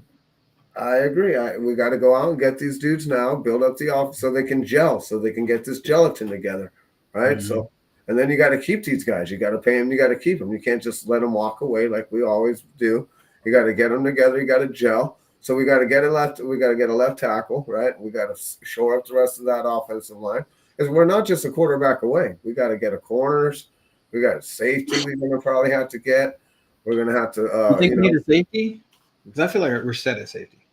I think we can draft somebody. Yeah, we could draft somebody, but we could draft. We're going to get a good linebacker. We got to get. We got to get more linebacker. I don't think we bring back Diablo. Diablo's best year was this year, and this is contract year. All the rest of the years, he's been hurt. That's I can't. I'd bring that. I would, just because he's not going to break the bank, but he's probably just as good as like the replacements that you'd have to pay a lot of money for in free agency. Well, we could draft a linebacker. We got 8 picks. You ain't drafting a linebacker as good as Diablo. Diablo is pretty damn good, man. I don't know about that, bro. But okay. You see how bad we were when he left, like on defense? What happened? Yeah, but we don't got any depth. What is depth at linebacker? No one has depth at linebacker. Like, why would you do that? You only play 2 of them. So, like, well, you got to have somebody. Well, for number one, I do like his style of play, but like I said, he's just been hurt a lot. His first 3 years or whatever, he's been hurt. He's had back injuries. He's had other stuff that's come up. I just don't like that. I just don't like that he's, the best availability is being available. And, no, that's fair. And he hasn't been, this year he was, but I figured he would be because, just like Jacobs, I figured he would be too. It's his contract year. He wants to get paid. Yeah, but I don't think he's played any different this year than the years. No, he balled out. No, he balled out this year. I'm not taking anything away from his year, but it just seems it's just suspicious to me. I'm just sus. He said I'm sus. Well, listen, don't break the bank, but I don't think you have to. No, I agree. If the price is right, bring it back. But we have to look at getting younger guys in here too, dude. We got to, and he's not an older man yet, but we got to look at getting these younger guys in here. We have and start keeping these guys on these younger contracts. That's how we're going to build our team. We're not going to keep building our team by going into the free agency and trying to get the best quarterback available. Right. Because that's what we've done the last couple of years, right? That's what we've been doing since Jim Plunkett. Let's just be honest, okay? Except for the one time we got Jamarcus Russell and Derek Carr. Besides that, it's free agency. It's all we're going in. And how's that worked out? It's worked out one time, good for us. Except for Rich Gannon. Rich Gannon worked out pretty good for us. So there, but that's what we've always done because we've gotten burned. But you can't go out and get. Like you can't win that way anymore unless you get a Patrick Mahomes or somebody. People aren't winning that way anymore with the expensive contracts. That those days are over. You've got to bring in these young guys. You got to have them on a 3 or 4 year deal, and you got to pay them very little, and you got to get the most out of them while you can. And if you can't win with that within that period, you got to get rid of them because you got to bring in somebody new. It's a revolving door. So then you don't want to build your team through free agency, right? But this is like the strategic guys that you add to that, you need a veteran. What's the position? You got to have veterans here and there for sure. But, sometimes those veterans, sometimes those guys work out for a little bit, but, you still got to be looking to replace those guys. Yeah. Always got to be, always got to be looking to upgrade, right? Always, no matter what the position. If there's somebody better available at the time, we're going to take him. We're going to let him learn underneath you, and then when it's time for you to redo your contract, right? So let's talk about let's talk a little bit about Max Crosby and him not having any guaranteed money because I guess players don't play through their contract anymore unless they have guaranteed money. Because they get hurt, they get nothing. So I get that. I wouldn't play without guaranteed money on my. Well, I don't know what to tell you, bro. Don't get hurt. You signed a contract. I'm playing, so I won't get hurt. Yeah, that's how that works. I'm just saying, dude. How do you I don't understand that. Why are you signing the contract? Because everybody knows in the NFL that the guaranteed money is the only real money. Because they will cut you as soon as. Like they don't have to pay you guaranteed money anymore. Not only can you get hurt, but you have nothing that means the team has to stay with you because when they cut you, they have to pay you nothing. So, it's unspoken rule that like a contract is not real unless it's guaranteed money in the NFL. The rest of that is just fluff. It doesn't mean anything. So, I wouldn't play it down without guaranteed money on my contract. So, and interesting. See, like, all right. So this is some new NFL stuff for your boy because, like, this is unheard of for me. This is stuff. So when you hear those, I pay you, you get your money, and then you get a bunch of money up front, and then you don't want to play for me because there's no more money. Yeah, because this is the thing. You'll be quick as hell to cut me without paying me anything if you think my performance slipped just a bit when I don't have guaranteed money. So that means I'm not playing under a contract without guaranteed money because you would do the same, right? Like owners cut guys ruthlessly, right? As soon as they dip a little bit without that guaranteed money on there. So you know what? Cool.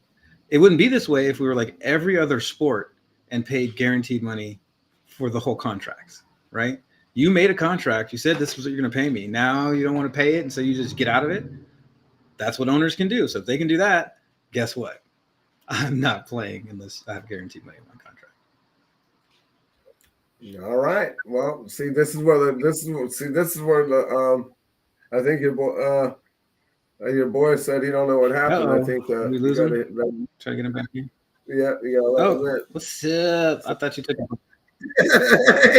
He had you sitting back there for 15 minutes. Huh? Like, what happened? Break. I'm behind on the chat and stuff, bro. Dang. That's all good, Brody. I was like, Black did that to me a couple weeks ago. Right? He had me back there for hell of a You never even made it up the front. But I'm like, just because you have no guaranteed money, now you don't play no more. Like, what the hell is that? Because that's you're gonna cut me. Listen, if I ain't got no guaranteed money, then I'm not even on the. I could be off the roster tomorrow, bro. So then why should I keep playing? So wait a minute. I pay to get paid. So wait a minute. So wait a minute. So first of all, you don't play for free, and secondly, so we front load all this money, right? So now you gonna so we are paying you ahead, but when it's time for us to get our portion, you want to leave because you got your portion. I played, nigga. No. I agree, Black. I'm dumbfounded over here. This is blasphemy. Listen, every other don't even make sense. contract. I'm gonna give you 200. I'm gonna give you. So what am I giving you 200? You still gotta pay me. Okay? What am I giving you $200 million for then? You're gonna give me $200 million. You get a $200 million on a contract, only like 12 is guaranteed. I'm trying to lie. No. You really gotta pay me. No. Them you get way more than 10 million guaranteed, man. Whatever. It ain't the 200 million. I'm just saying. I'm trying to act like you paid nobody 200 million. They get the signing bonus plus their salary, bro. They get the signing and the salary for those. They get their signing bonus, 3 and 4 years. Salary prorated. The salary is prorated, and they only get the amount that they're supposed to get per year. The only thing that comes up from the signing bonus. And then guess what? As soon as that guaranteed money is gone, you don't have to pay me a dime more. You could cut me the next day. You could bench me and cut me, whatever. Well, then what guarantees do I have? Why should I give you guarantees when you don't give me no guarantees? So what guarantee does the ownership have when they give you all this fucking money and you decide you don't want to play year 2? I'm talking about perform.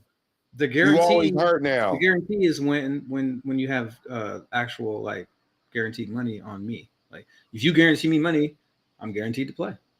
No, you're not. Because if you decide to stop playing the following year, I don't have to give that money back. It was guaranteed. You don't get the signing bonus. You don't get the signing bonus back, but you get to get out of my contract of having injury. Yeah, that don't help nothing. If you're not playing, there is no contract, so it doesn't matter. But basketball players get hurt and they still get played. Baseball players get hurt, they still get paid. Right. So listen, the rules ain't gonna be the same.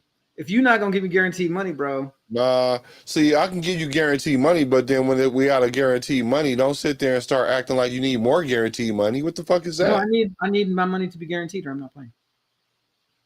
Well, get your ass on then. That's all the players do. They all do that. So what I would do is I would trade your ass when you got. I would trade. Playing on non-guaranteed contract. I don't care who you are. If I give you guaranteed money and and we got this 4 or 5 year contract and it only covers 3 of the years, in year 2 I'm about to shop your ass. I don't care who you are. You can trade me if you want to. That's good. I'm gonna send who you gonna trade for that's gonna play without a guaranteed contract? Because I don't know No, those players. Who are they? yeah, that's fine. That's fine. I'm gonna send you to Indianapolis, and they can guarantee you some money. Okay, and then you getting back what?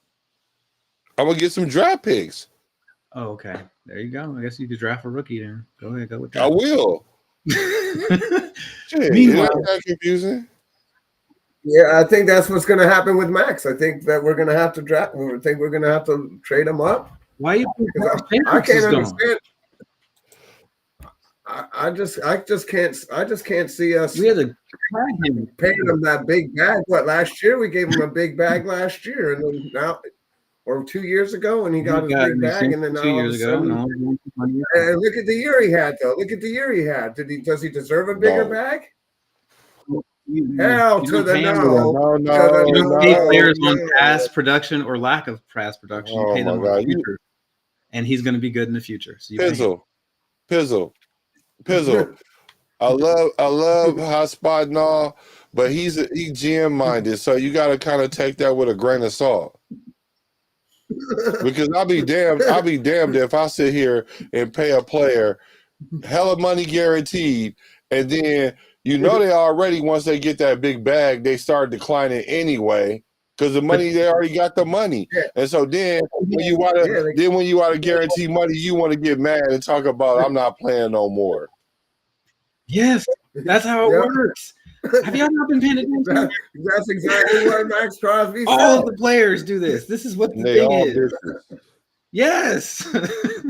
That's why See, the owners need to stand up and say no. Ayuk was mad. That's why Devontae wanted to be traded from Green Bay. And that's why, Guaranteed money. and if you use hindsight, it wasn't worth it to the franchise. Look at Ayuk. Look at Adams. The two people you just used. But Neither one of them. Adams is in a great position right now over there at the Jets. He made a great decision. It's one outlier. I'm talking about basically every free agent. One outlier. Every one of these free agents, all they care about is the guaranteed money. They don't even look at the rest of it. It's bullshit. It don't even matter. I like know. Years and salary ain't shit. You will not be paying that. Teams almost never when you put pay your players name on- past their guaranteed contract numbers. They just like cut them or whatever. They're not worth anything anymore. If you were worth something, then you would pay me. Man, I don't understand how he I don't understand how he signs a contract and don't expect to come back and play this year. Like He's supposed to come back and play under that contract with no guaranteed money on it because why? Because he signed it. That's why. So the owner should keep him forever because he signed it too, right? The owner can't cut him then. I don't want to see nobody getting cut when the contract is still going in. No owner can cut people. Well, that you could always put that in. There is no you know? can't cut me clause.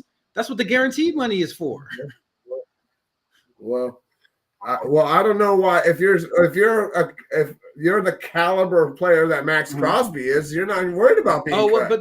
But you can though. But you say why is it okay for the owner to be like, you know what? I know I made a 4-year deal, but after 2 years, I don't like it no more. So you're gone, and I pay you nothing. Why is that okay? Well, yeah, but right now we're 2 years in, and he thinks he deserves more money, but he don't. But he don't. Well, guess what? Guess who will pay him more? So that's why we got to show him the door. You know how we know he deserves more money? Because the market will pay him that. No, that's fine. We'll show him the door, and we'll get our draft picks. Because there's no way that I'm paying somebody. You think it's just Max? Everybody is feeling that. Every single player on this roster will tell you the same thing. If I don't have guaranteed, everybody on that roster don't have the same leverage either. No, and not only that, listen. I think you're making an argument. He signed a 4-year deal. I expect him to play for 4 years. You expect us to keep him if he declines? Oh, after 3 years, we're not supposed to cut him.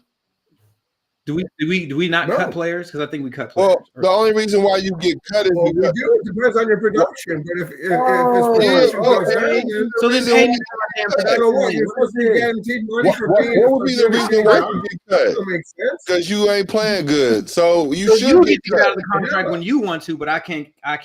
Right? You can. Oh, okay. So that's how I do. I don't play. I won't play. Just like you will cut me. I won't. Yeah, just stop playing. Right. That's exactly it. Yeah. You trade him. Yeah, but now if you play your guarantee money out, and it's time for more money, and you in fear of getting cut because you're not performing, you should get cut. Like if you're not performing, you should get cut, not get more money. Don't complain about the holdout. Then the same thing. Right. It's the same Hold exact out. thing. Just hold out. Yep, the holdout and being cut is the same shit. It's just from one side or the other. I guess. If you're gonna cut me, then I have the right to hold out. So why are you trying to get more money if you're not playing good enough to not get cut? That's what I don't understand.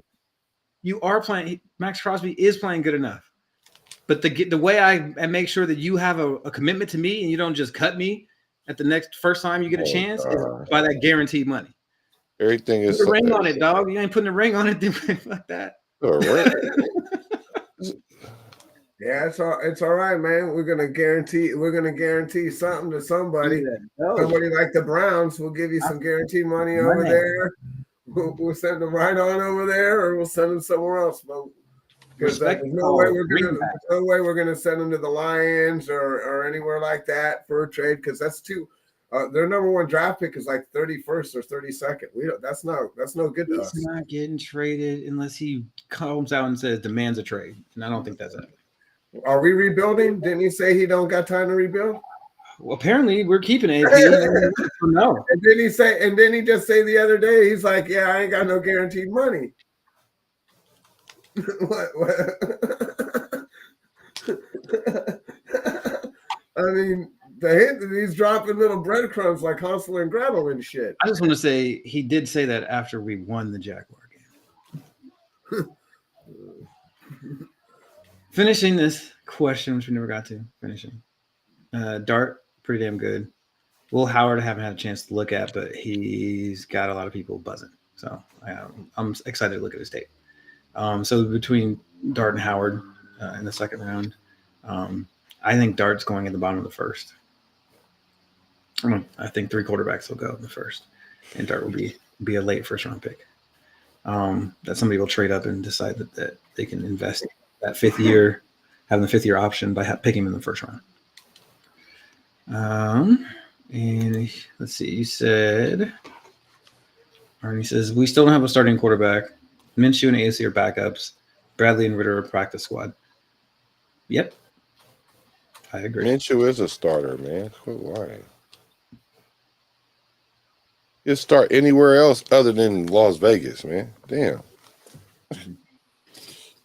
Las Vegas is a damn cesspool. Like, well, the problem is, Black. Everybody thinks AOC is better. That's than wild.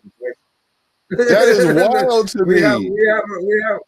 We have a rip in between. We have a rip in half of the nation. Half the nation loves AOC. The other half is how y'all like a man? All right. They both got 2 wins this year. Celebrate. Yeah, but the 2 wins, but the 2 wins we got at the beginning of the year was like legit. I would say AOC like won one legit game. Like, I know Jacksonville was not trying to win that game, bro. I don't care what nobody said. I would have threw for like 280. I would have threw for 280. Obviously, you could see it, dude. How the hell did he break out of a sack, spin around, and then throw it? Come on, man. No. It was the last touchdown. The D line for the Jackson was like, oh. Oh, he scored. Oh, no. I don't want to get you. It's hilarious. Oh, man. Yeah, no, that was Minshew is like a backy-uppy, starty, summy-timey guy. Start. Well, I don't know. That's yeah. And Ritter's probably not even practice squad, bro. No, that guy should be out the league. Okay. I think Minshew in the right offensive plan. Like if he would have played the back part of the year when Scott and Norv took over, they would have had JPJ at center and a little bit better situation. That better play calling. Yeah, better play call. I think he would have actually done better. Yeah. But I actually think like that's he could replace Brock Purdy almost seamlessly. yes, I believe that. But of course, But he was 15 million. no, right? 12.5. I mean, well, yeah, but we right or something. No, it's just he got a signing bonus, but that's out of the total contract amount, which is 25 million. So, and that's his money was that kind of. He's a backup, and maybe we might need him to start kind of contract because like 12.5 million for quarterback. No, that's what I'm saying. That's why we swooped him up. He was a good deal. That's what I'm saying. When they scuttled the boat right from the ship, scuttled the ship right from the gate. Man. Let's see. We got Hick Stick Steppa. I like that. Pretty good. I like that. We need to draft Will Johnson at 6. He got the strap. His comp is definitely Patrick Surtain. Yeah, for sure, 100. You know what? I'm not crying about that at all. If we got Will Johnson at 6, I'd be like, well, good drafting. He's impressive. Impressive player. Yeah, I wouldn't hate that. Would you guys be mad if we came out with a number 1 kind of big corner who can cover at number 6, and that's what we got out of the first round? That's what we need. We came away with a starting corner. Will Johnson is a bigger guy, like 6'2", can cover his ass off. How good is he? Like good. Like he's probably the best just corner in this draft. Like he better than Travis at corner. At corner, just corner. Yeah, like man. Right there. Like maybe, yeah. Nah, man. No, I gotta go look at this. I gotta go see this. If you talk about heat right there. Yeah, man. He like Travis Hunter. He reminds me of Woodson or something. Literally, like Michigan big corner. It's hard to like not be like it's Woodson again or something. Like he's good. He's very good. He said, I got you. Like, I wouldn't be mad at it though, because I've definitely seen worse. But yeah, Patrick Surtain as a comp is a good comp. You know what I mean? If Patrick Surtain went to freaking Michigan, I'd probably be having Charles Woodson flashbacks. Charles Woodson flashback. Oh my goodness. You hear this? What? I'm just trying to tell y'all what Will Johnson would be like that. He'd be like that. No diddy. So let's talk about what Arnie has to say here. Arnie says the free agent market for quarterback are a bunch of has-beens. Has-beens. Cousins, Flacco, Rodgers, Wilson, bring back Carson, Jimmy G. Dude, I told you I was kidding a few months ago. When I was kicking around bringing Carr back. I was like, it's going to be a free agent. Watch us mess around and Raider and bring this guy back. Like, I wouldn't be mad at it.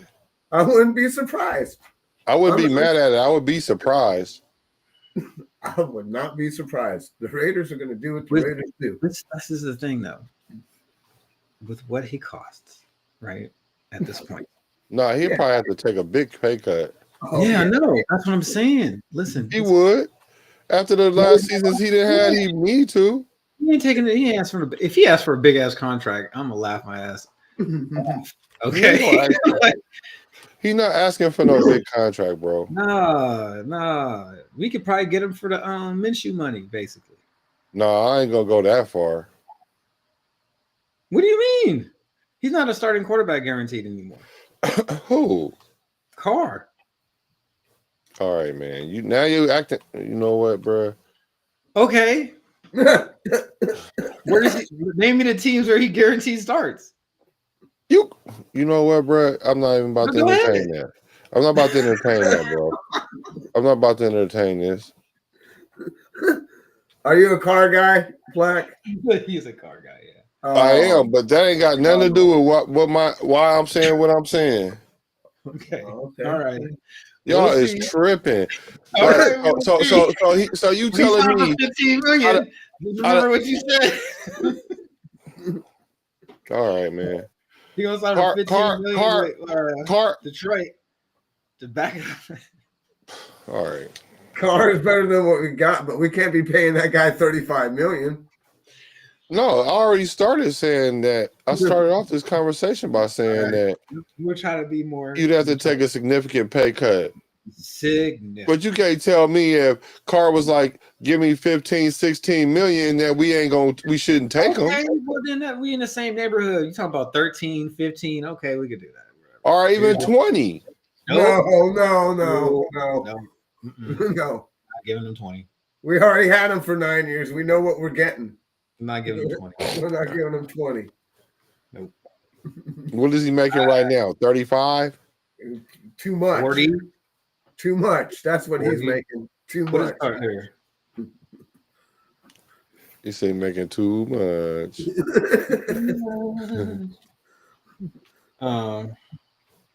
Dude, all he needed was a team around him, a defense, some weapons, and he go to the playoffs, dude.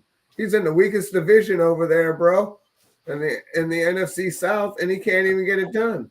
He can't even beat Baker Mayfield, bro. Like, Derek Carr is averaging 37.5 on his current contract. Ouch. Excuse me. So you telling me 37.5 million. Wow. Yeah, but he already got his guaranteed money, so he can come on, right? Yeah. No. According to y'all. He has not got all his guaranteed money because he just signed that contract. His cap hit was like 12.7 this year, so they spread some of his cap out.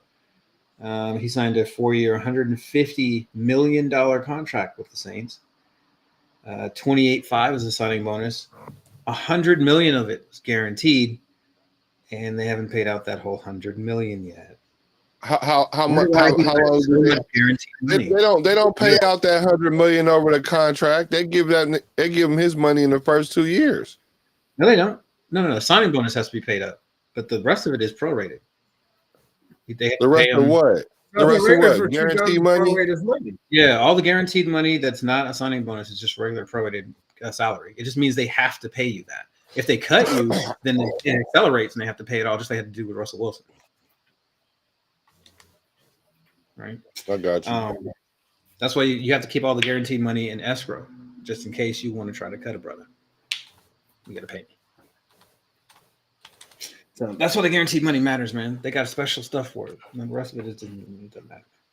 So guaranteed is signing with $60 million. Actually. So the other $40 million is guaranteed if he's on the roster at certain points. So isn't it funny that they have these dates where they have like a guaranteed money kick in for the roster, and then they cut people before that guaranteed money kicks in? That's weird. It's almost like I shouldn't play unless you give me guaranteed money. No. That's fine. That's all good. Yeah, it's all good. He's 33. The owners need to step up and say enough is enough. Exactly.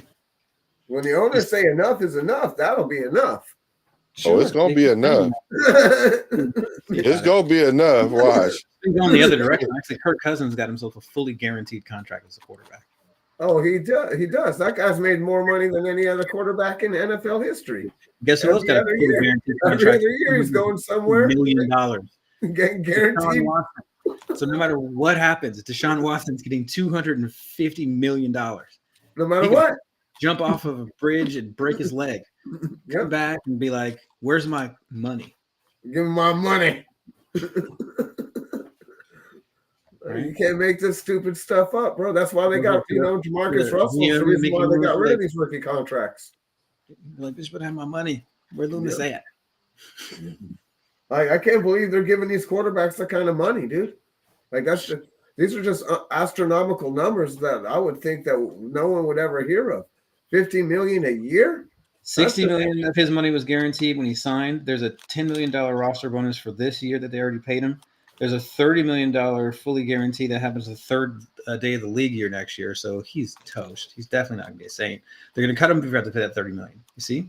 Because he didn't perform. If he took him to the playoffs and won the Super Bowl, they might keep him.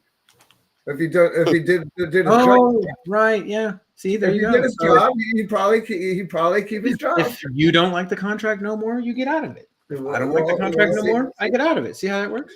That's not how it works. The point is okay, then like I said, then we have to we got a Max under contract, and we got a trade clause. We could trade him, and that's what we're probably going to have to do because I can't see giving him a bag for 7.5 sacks, bro. His average salary with the Raiders was $41 million. What's that? Max or Carr? Carr. Yeah, that's too much money. When we signed him, we gave him a 3-year, $121.5 million contract extension. Yeah, that's why there's no money left for Khalil Mack. There's no money left for him. Well, this is the second contract. Well, okay, but even the first contract when we made him the highest player in the NFL, there's no money left. He took all the money. Nobody really wants to talk about all that, but that was the 5-year, $125 million contract. For sure they don't. You know what I mean? Guarantee. But Khalil and Carr are best friends and stuff. But I'm going to take all the bag and leave you with nothing. Yeah, Mark was like, I don't have any more guaranteed money. I can't put that in escrow. Because he didn't. I'm not picking up the phone. So that's funny. These are some of the things. Why didn't Khalil Mack just play on a regular contract? That's funny. He wanted guaranteed money. Well, because he was a one-man defense. That's why. Yeah, he was a one-man gang, bro. You ever watch wrestling? Okay. He needed to get paid 3 people because that's how he was playing. He was playing like 3 people. Okay, all right. Well, I say that to say this. I'm going to say something nice about Carr now. Okay. At 33, on a manageable contract, he's probably the best veteran quarterback option out there. Ain't no probably. Stop playing, man. Are you talking about Carr? I'm being, Carr is gracious. better than I would take Rodgers over Carr. Carr is better than Sam Darnold. Because I know Rodgers has got pedigree. I know, but I'm sorry, what? I would take Rodgers over Carr. You said Carr is better than Sam Darnold? Yes. Yes. No. For sure? No, I think Sam Donald, the guy, like you're talking about the guy who's playing for the Vikings right now. Sam Darnold? You talking about the guy that had one good year? Y'all talking about the guy that had one good year? Yeah, Carr had 1 good year. Carr had no one good year, man. He did it for 2016. He did have a good year. Bro. Stop it. Oh, you talking about 14 games. Stop it. How many 14 game seasons together? 14-3. I'm just asking. Y'all. These recency bias stuff is crazy. Recency bias? I'm talking about right now. You're talking about Carr right now versus Darnold right now. That's what I said. Okay. That's what I said. If you put Carr in the right situation, he gonna flourish. Like y'all acting like New Orleans is world beaten. New Orleans is world beaten. What they world beaten? They had one good year. I don't mean to laugh, bro. One good year. Last year. But Carr's been in the league 10 years, bro. Carr's been in the league 10 years, 11 years, bro, and has gone to the playoffs twice. And actually had us almost winning a game if he would have threw it in the end zone. Instead, he throws it to the 3. Bro, Sam Darnold, to the smallest wide receiver that we have on the team. Like it's just he can't make the right decision at the right time. Who got more wins? Sam Darnold. Hold on, how long he been in the league? Cars. Hey, be careful with that question. Who got more wins, me or Carr? What you want to bet? What do you want to bet? What do you want to bet? Sam Darnold don't have enough starts to just to get the same. He hasn't been in the league 10 years, bro. All right. But it's going to be. But I tell you what, Darnold average more wins per season than Carr. You crazy? Sam Darnold don't average. All right, bro. All right, y'all acting like Derek Carr was like the Raiders was like 4-6. Y'all act like the Raiders was 4-6 every day. I mean, 4-13 every year. We were just a little bit better than that. I still say Sam Darnold win-loss record will look better than Carr's. You can say it. It's cool. So we got a Carr 2025 guy in here. That's got to be. That's you typing in the chat. Yeah, Carr win last So help me out. I think that's Black typing in the chat over there. Negative. Okay, Rick's car is Rick's career was 77 and 92. Oh man. Yeah, you might be right. And 77. Darnold is 43 and 40. Darnold has a winning record. Stop But that. not much. But it's No, a winning He does, record. though. Wait a minute. You 43 and 40. want to add his wins this year? Yes, So- they count.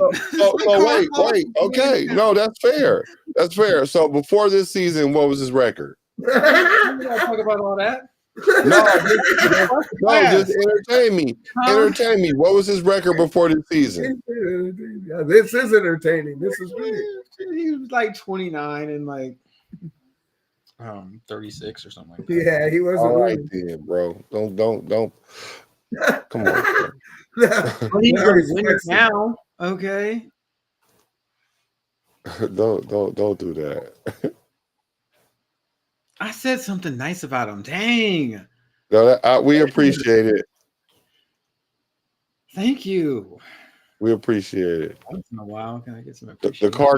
car club appreciates it. Thank you. I just But advocated the that he car was club the best can't free score in the quarterback red to come zone. back. I would That's- actually not even complain if they re-signed him for a reasonable contract and made him the starting quarterback and then had a young guy learn underneath him. Carr can't handle that. His Stop ego him. can't handle it. That's why we didn't draft anybody beneath him when he was here. You know, He's I got think some fragile that he ego, comes bro. in- He's just- you got to come in with that mode. It's like if you start a relationship, right, and it's supposed to be monogamous, like you can't just like switch up to we got an open relationship now.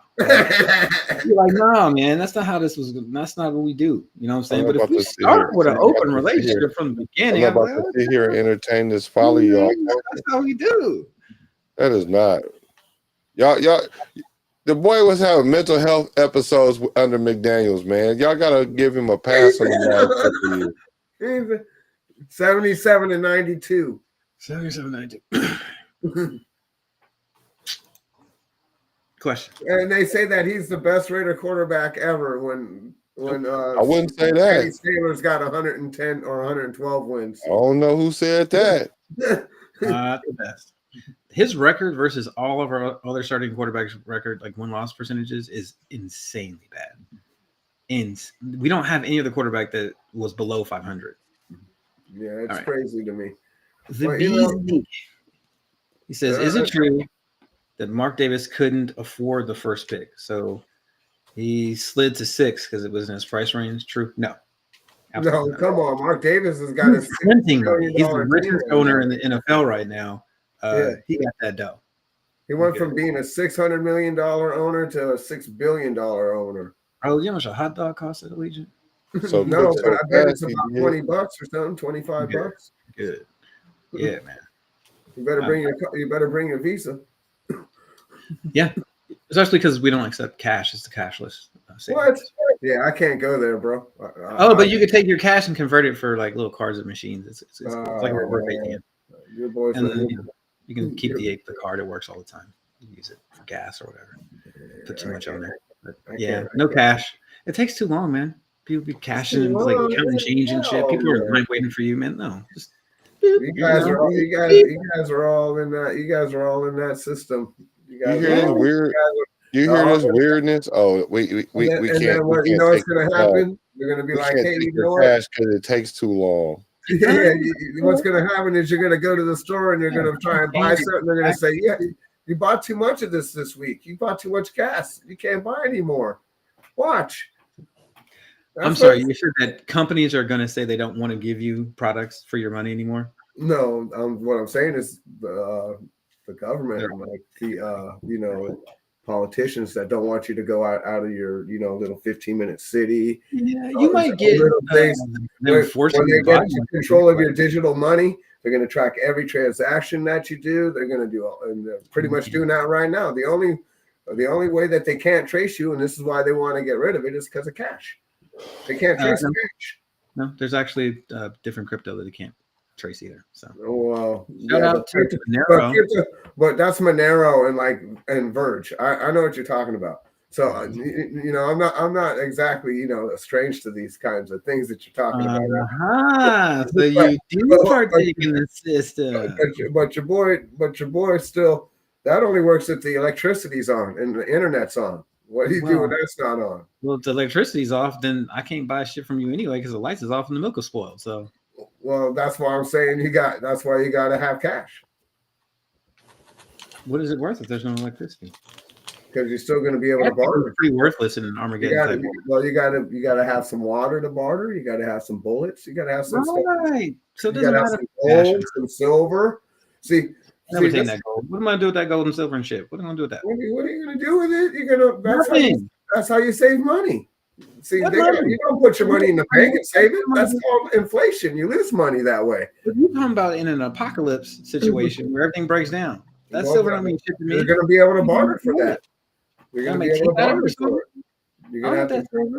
Yeah, you're gonna have to have some bullets. Go buy a bunch of bullets. If you're I make that shit out of lead. That's just way cheaper. I want that silver. Yeah, I ain't trying to kill werewolves. Give me some water. Need werewolves, but yeah, you can buy a whole bunch of bullets and water. I'll take that fresh water for sure. Yeah, you're gonna need water. You're gonna need food, MREs. That fresh water. Canned chicken. You're gonna need some stuff. Got to be prepared. Man, you better eat some squirrels if you can find them. If they ain't radiated, it depends on what kind of situation you're in. Damn. Okay. Dark quick. So, yeah, he had the money and we sorted off the cash thing. But big facts, we constantly are losing the turnover battle this season. It really costs us that type of shit. It did. The turnover thing was ridiculous. Yeah, minus 19. I mean, that's as bad as I've ever seen it. I mean, that means the defense has got pretty much zero turnovers all year. Like there's none. I don't feel too much. I think it's just like we're just trying to hold on. You know what I mean? Let's see. Hello, Derek, DC. These fools is on this podcast talking crazy about you. Crazy. I'm gonna need you to go out there. Crying about it right now. And throw for 35 touchdowns and 10 interceptions so you can shut these. I need 2 seasons for that. All right. That's what I need. 30 and 10. 33 and 10. I need more than that. You see Burrow right now. You see he's 5,000 yards, 9 interceptions, 43 touchdowns. You're gonna do a press conference. I'm the one trying hard out here, guys. He went on fire, dude. He's only like 40 yards away from 5,000 yards this year, dude. That's crazy. Who's that? Joe Burrow. Oh yeah, Burrow was on fire. 49 something, 49. That's the quarterback. Yeah, he's on fire, dude. Joe Burrow, that motherfucker right there. Yeah, we should try to give him 3 number ones. I think give him 3 number ones. No, don't do that. No. That would be no. You're saying that it would be a bad idea to give 3 number ones for a Cincinnati Bengals quarterback, huh? No, I'm saying it would be a good idea to get Joe Burrow. Not me. Oh. This would be a bad idea to give anybody. What about 2 number ones and a 2 for like a mid-aged Bengals quarterback? Would that be a good idea? He ain't mid-age though. I'm just saying. What if his name was Carson instead of Joe? Would that be a good idea then? No, maybe not. Maybe not. No, but it's kind of what we did with Carson Palmer. But anyway, no, we had that guy. We knew what happened over there already.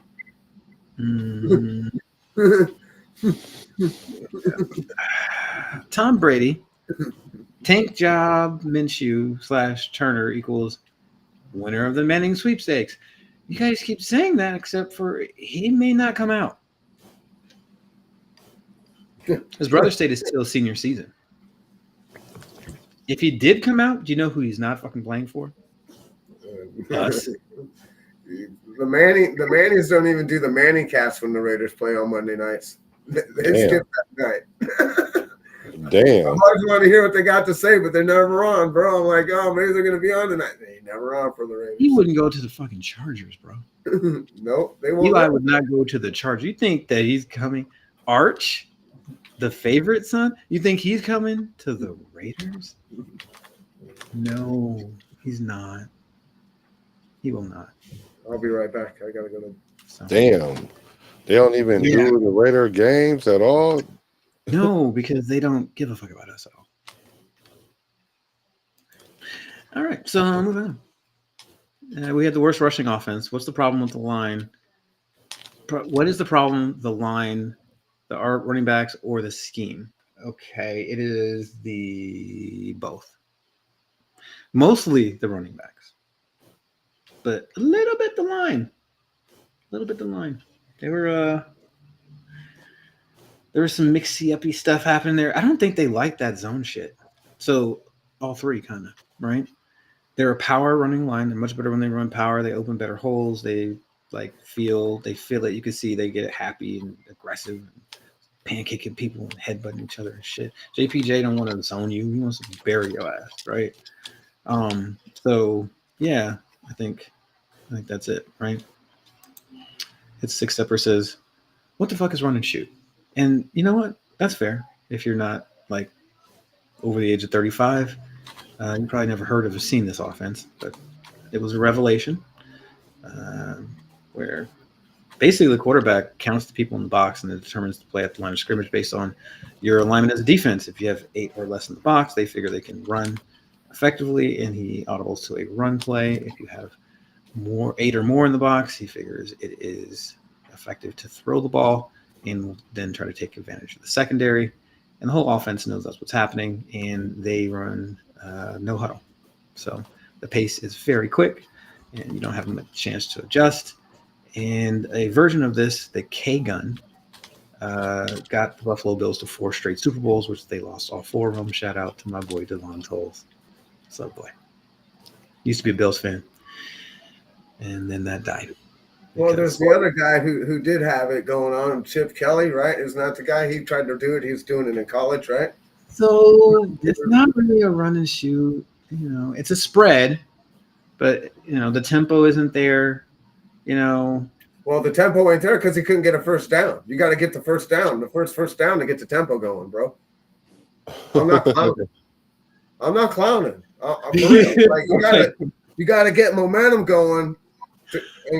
Even at Oregon, they huddle. They huddle. They don't just run no huddles. No, I get you, but that's how you keep the fatty guys. That's how you keep the fatty guys out of breath and standing on the line. They don't run anymore. They're just standing there because they ain't got no more energy. Like even Howie Long, after they played the Bills and got blown out, he even said, you know, like after the third play, he's out of breath. He couldn't even rush anymore because it's just running too much. You got to be certain conditions. You know, there's a Jimmy Johnson did a you know, I know you watched that NFL stuff. I don't know if you watch the NFL Network, but he did you know, that NFL that they do on coaches and players and stuff. Yeah, he did. His whole thing was conditioning, out of breath. If you're out of breath, then you can't play. So he would just literally run his dudes, run them. Like you got to be conditioned. Yep, that was Coach Jones. Shout out to Coach Jones. Yep. You owe me. That's right. You know, had us conditioned. Yeah. Fourth quarter. Jimmy. That they really that battle between him and the owner. I can't remember his name right now because it's off the top of my head. But Jerry Jones, that was his worst mistake firing Jimmy Johnson. Yes. Well, are you talking about Jerry Jones? Yeah, he's an idiot. Mr. 5'9", 220 pounds. No, I don't want to hear it. That shit was just wild to me. He's like, "What the hell are you doing?" I was like, "I'm following right now." No, right. Like, why I guess he didn't see this phone in my hand, huh? No. Or he just don't give a shit. Jerry could be that too. You don't care. When you get old, dude, you the older you get, the less what are the filtered you get, the less filtered you are. Fired Tom Landry, and Tom Landry had to hear about it like on the news. Yeah, it was. I think that's how he fired Tom Landry. He did. Yeah. Well, a lot of these guys do a lot of dirty things. You know, the Raiders aren't innocent in doing stuff like that. We did. Oh, but we did that to Josh McDaniels, not John Madden. Like, Yeah, no, I get it, but we did Mike Shanahan dirty. Mike Shanahan was here. He deserved it. He was a dick. So. We did him pretty dirty, right? He's probably You do still everybody dirty. He was a dick, and he traded the players like they were servants. So that's probably why. Yeah, Anyway. but at the same time, you got to build a shit some way. But you know, when you got somebody like Al Davis, right? He's not going to give you that kind of control. He's not going to give you that. He didn't give that to anybody. No, he also doesn't. He didn't fly with the whole disrespect people kind of stuff. Like, it's not necessary shit. Well, he wanted to be GM. He wanted to be the GM the whole time. That was the thing, right? He wanted to pick players. He wanted to come down at the middle of the week and say, I don't like the way the defense is being done this week. Let's do this. Oh, you're talking about Al. Yeah. No, you know, it was helpful when he was probably I was like, I was up watching tape. In the 80s, it might have been good, but after the 80s, that shit fell out, dude. It was a free agency. He didn't understand how to adapt to free agency. Well, neither did the Niners. I mean, no, they just cheated. No. They ended up doing the same thing. Like, you know, they bought their stuff. Back in the day, you signed a guy to a contract. He was there for 7 to 10 years. The whole offensive line, they gelled. All these players played together until one of them, you know, they decided to trade him or whatever. But they were locked in. Or they got too old and they got a younger player. But, you know, now it's all about that good guaranteed money now. Yeah, well, it's just and back then it was really war. These guys had to work 2 jobs. These guys really literally laid the foundation. Second job, y'all tripping. No. Nowadays they ain't, but back in the day, 72 Miami Dolphins, 73 Miami Dolphins, those guys were working 2 jobs. They were my second job is tricking at the club. That's my second job. Yeah, well, you know, they weren't making millies, dude. I think the first $1 million quarterback was Joe Montana. Yeah, that sounds right. I think it was. And you know, that was a lot of money in the 80s, dude. Yeah, I remember Marino got like a $13 million contract for like his whole thing. And I was like, what? Yeah. $13 million? Yeah, that's, you know. No, that's Minshew. Yeah. I wish we had a Dan Marino quality quarterback for $13 million. We could have got a Super Bowl. We could have got a couple of Danny. Oh yeah. Who was Mark Davis? Marcus Allen would have been fucking, or with Bo Jackson. Forget about it. Dude, we were trying to get that quarterback, but the league was. He was right there. We let him go. Multiple quarterbacks go by. Who? Hey, who are you talking about? We didn't have a chance in Marino. Yeah, we did. Marino went hella late, dude. No, we didn't. Yeah, because he said that he had they started a rumor. There was a rumor that he was a partier and stuff, dude. Look it up. Marino went like way late in the draft. He thought he was going to go really early, but he ended up going like in the 20s. Damn, I didn't realize he fell that far. Yeah, he fell way back. 12 he fell super far back, dude. And the Dolphins, he's like, why are we? Man, we missed out on him. We missed out on Aaron Rodgers. Yeah, there's another guy we missed out on. But we got Fabian Washington, though. Yeah. Mm-hmm. I don't even want to go by what the guys got after us, the players that we left on the board for everybody else to my pillage. God. Cleveland Farrell. Anyway, so best hire by Mark Davis, guys. Who is it? I'd probably have to say John Gruden. Okay. Yeah. Black, is John Gruden the best hire that Mark Davis has made so far? Yeah. Jury's out, but right now it's Telesco. Wow. Okay. Yeah. I don't really like any of the other hires. You like it? You're liking the Getsy hire? You liking that? No. Not so much. Okay. Telesco was not Getsy. That was coach, coordinator, person was decided by the coach. That's how that works. What up, Gord? I think if the thing I worry about is what caused Cliff Kingsbury to not be here. We giving him an extension. So it's either you fire him or you give him an extension. You cannot make him be a lame duck coach with 1 year only left on his contract because he will not be able to hire a staff. If anybody leaves, then we will not get a good replacement. Because why would you go somewhere with only a 1 year guarantee, right? So either he needs a real extension. Are you willing to commit to him for another 3 years, or should we fire him? That's it. And so this stuff about bringing AP back just to see what he got for 1 more year, you can't do that. That's not how it works. You have to commit to AP or you have to fire him. That's how business is, man. You got to take a chance. You don't get to know everything that front. You just don't. Well, I get to know this. He's 9-17, and McDaniels is 9-16.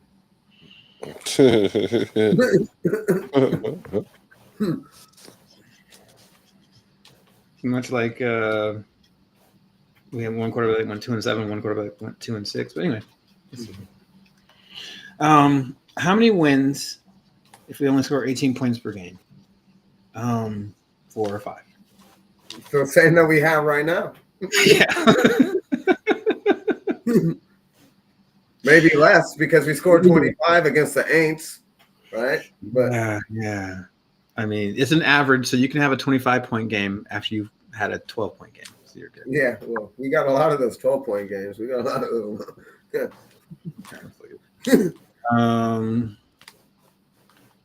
But that We is only broke like 24 times this year. Like we broke Yeah. 31 time, and then we had 25, and then maybe a couple of 20s. But the last, like even when Turner's took over, the average was 19 for last couple of games. We only scored that 25 against the Aints. Everything else was like 19, 18, 19. We could have kicked it and made it 20, but we decided to go for 2. This is one of the saddest comments I've had for a while, and because it's true. Yeah. When a running back that is literally on the year of his retirement, Yeah. the best thing in your room, that's an issue. So yeah. So Arnie says promote Rob Leonard instead of Patrick Graham. What makes you feel like Rob Leonard would be better than Patrick Graham? That's what I'd like to know. Well, there's a lot of Rob Leonard hype out there. What about bring in Robert Saleh? That's the hype I'm talking about. Let's talk about Robert Saleh and the kind of defense that he builds and where he got their defense at. Let's talk about that because that's where we want to go. That's where we want to be. Can't get Robert Saleh. I can see Patrick Graham. I mean, I like Patrick Graham. When we hired him, he was really smart. He was one of the smartest, brightest defensive coordinators out there. He's doing a lot of innovative things, but we haven't seen that over here. He hasn't been able. I don't know if we haven't been able to get the talent. Dude, we had our defense performing this year, and like, who's left? Like all these players were injured. We lost our starting secondary, most of it. Our best defensive tackle, our best defensive end, linebacker sat out 5 games. Like our starting safety was gone, and we still had a good defense. Like I think that has something to do with Patrick Graham, and we were moving things around, being exotic, fooling quarterbacks and stuff. I liked what PG has done. I don't understand this whole, replacing. Here come the anchovies. Here come the anchovies.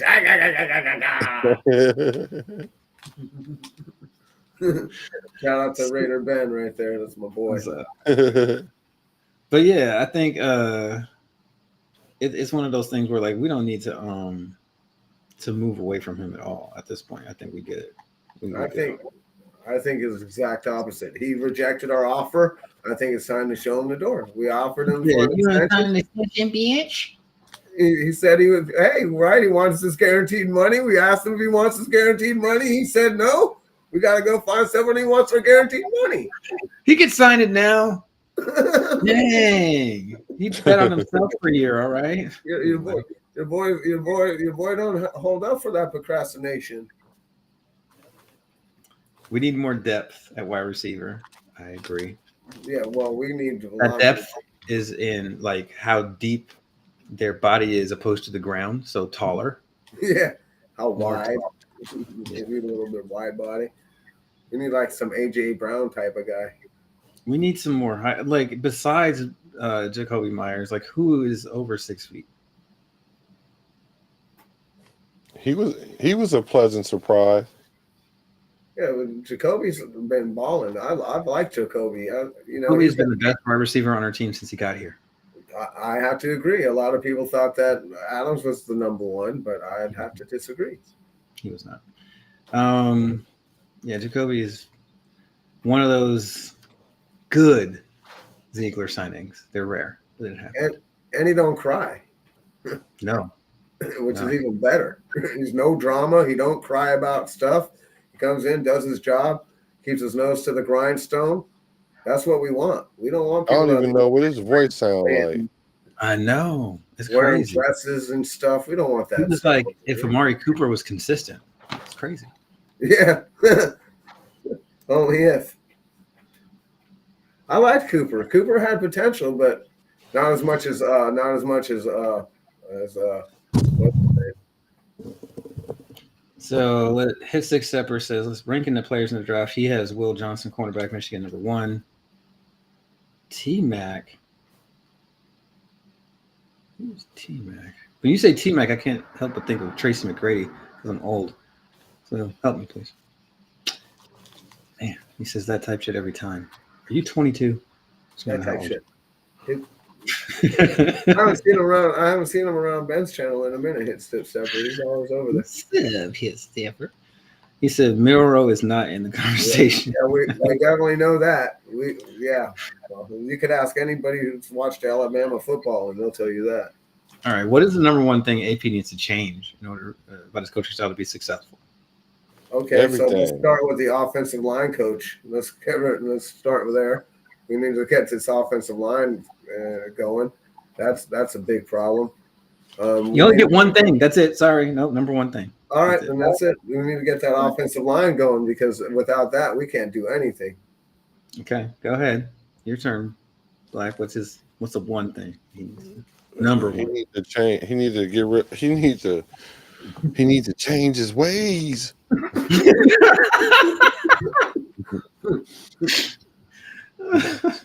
It's hard to put it on one thing when it's your thinker. You're like, well, his thinker is kind of broken. Can he get his thinker? He needs his elevator to go to the top floor. I think the one thing we need to change is our running back situation. Okay. So he needs to be better at picking running backs. I'm going to say game management. Just game management. In-game adjustments. When you call a timeout, just game management. When you go on fourth, right? When you need to sub a guy, not after 2 interceptions. When how do you manage the game and the team and that sort of stuff? I think he is very poor at that right now. So that's number 1. Number 2 would be preparation. Number 3, anyway. So let's move on because I would say everything almost everything. There was 429. Now it's 395. Y'all slacking on your pimping. Come on now, hit that button. You know you like it. He says Milrow is the most athletic quarterback in the draft. He needs time to develop, but do you trust AP to develop him? I don't trust AP to develop film. So no. Facts. No. I don't trust AP to develop syphilis if he caught it. Damn. Okay? So no. Just saying. That's harsh right there. Very. I'm trying to tell you. That's how I feel. That's just how I feel. Okay. Will Howard is better than Dart. We'll be playing against Ewers next. Okay.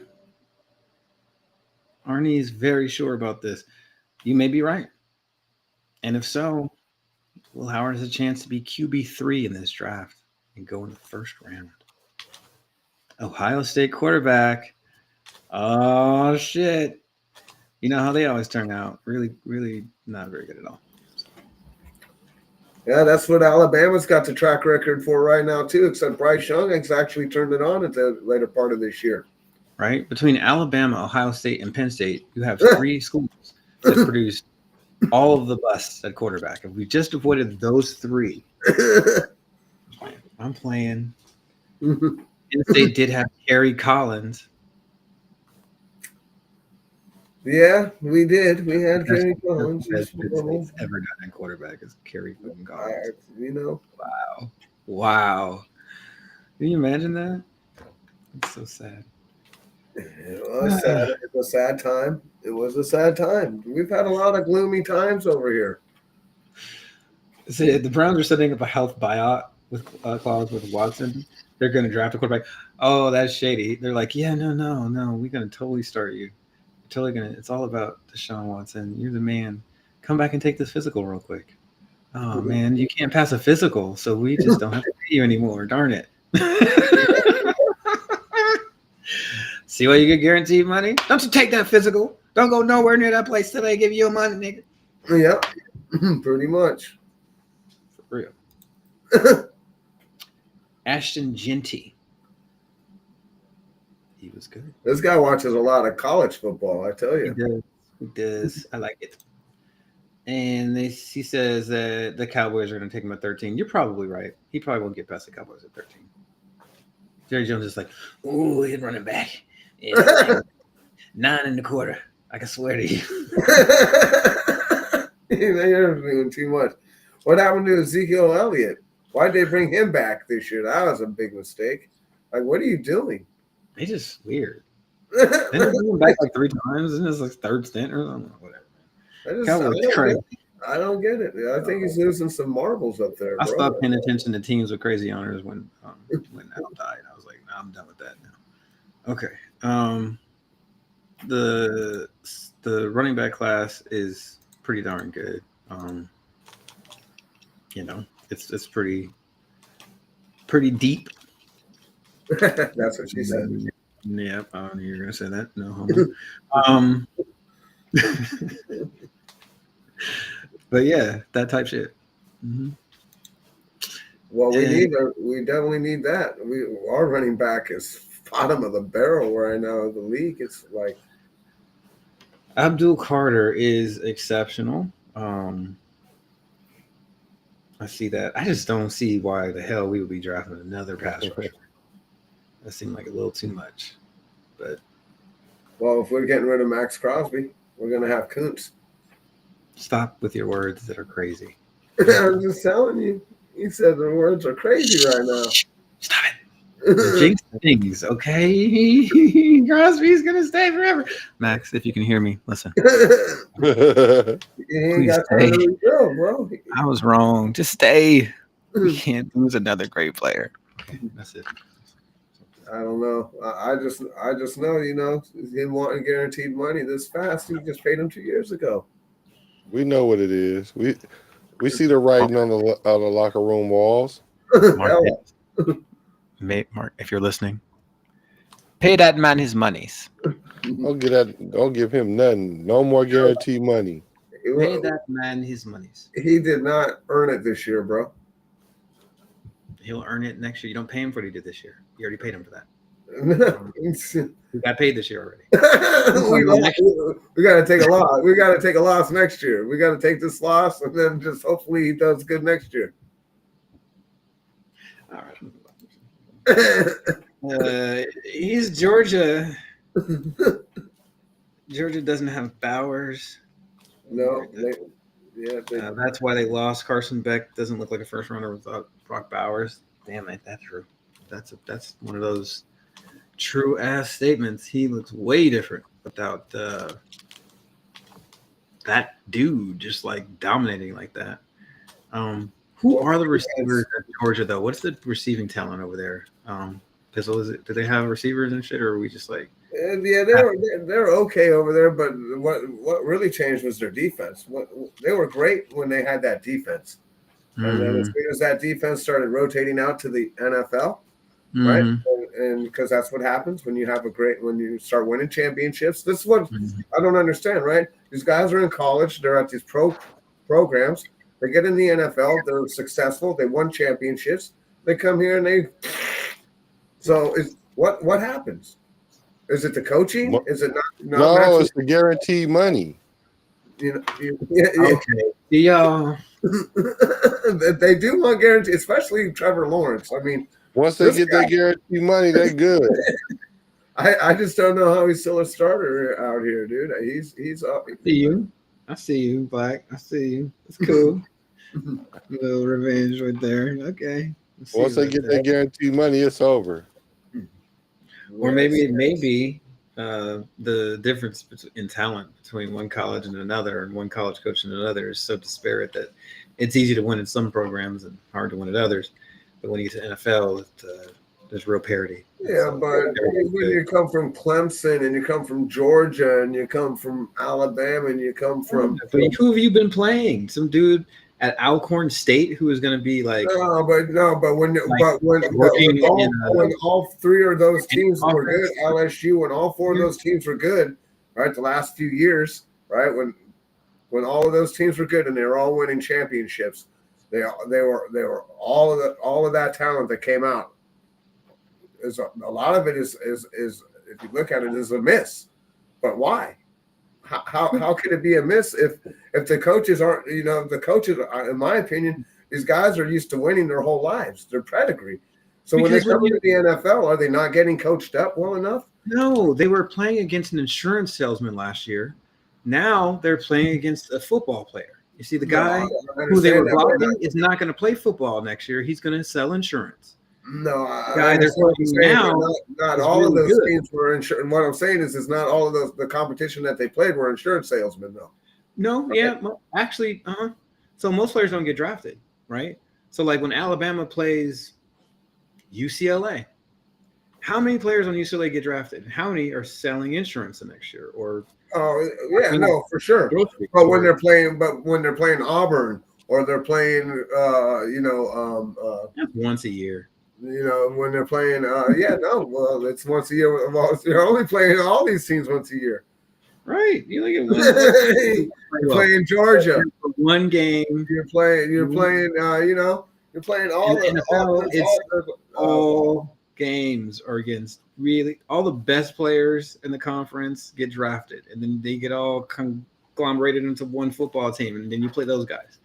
It's like you could play the number one team every week in college. If that happened, I get it. I get that there's a lot better programs than other programs. I get it. That's why they're 73-3 and they're 73-0. I get it. I understand there's Alabama versus Vanderbilt of competition. But at the same time, when these guys are being coached by top coaches and they're coming into the league and they're failing, there's a problem. That's all I'm saying. There's a problem. And it's not the players, because the players are coming in, they're primed, they're still able to learn. But are you getting getting what you need to take you to the next level? And very true. And this is where we have a problem with the Raiders right now. Even if we get this great talent, right? Brock Bowers is a natural talent. He came here, he was already great. You're not coaching him. You know what I'm saying? You're going to do but there's people that we bring in here that need to be coached up. We coach them up for a year or two, and then we kick them to the curb. They go somewhere else, and they're good.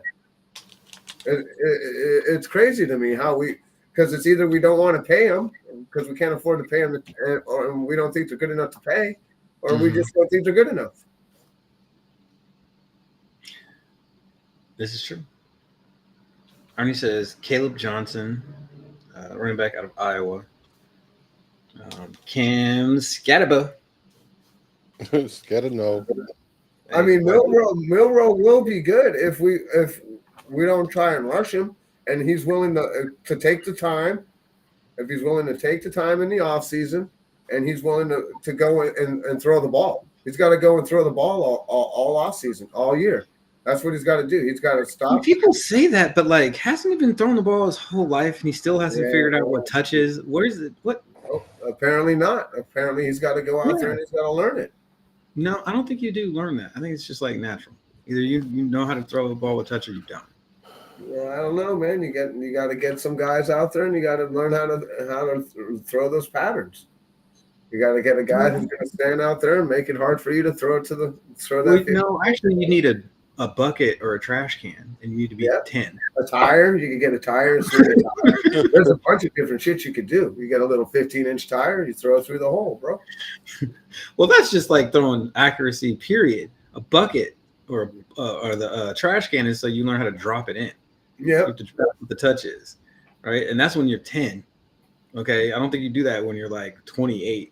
I'm saying, like, if you're learning to ride a bike with training wheels when you're 28, are you really ever going to learn how to ride a bike? Like, you should have learned much longer. Yeah, but don't you watch Pro Bowl, dude? Don't you watch the shootout, the quarterback shootout? Don't you see how really inaccurate these guys really are?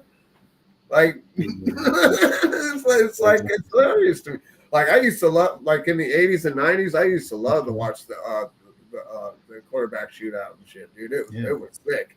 They don't look good when you're like 30 and you're learning to swim. Okay, don't do that. Well, I don't know how to swim now, but I ain't trying to. Just don't do it, Pizzle. Just forget it. Don't try to do it now. Drown. But there's a lot of talent at running back for sure. Henderson from Ohio State's pretty damn good. Like Caleb Johnson, White Boy Wonder Scatabo is pretty good. I don't have him as ranked as high as other people do. I don't see all that, but okay. I get it though. Like, we need at least one white running back. Just one. We got a white corner now. Finally, it took a while. We got one. You need at least one white running back out there just to do it for folks.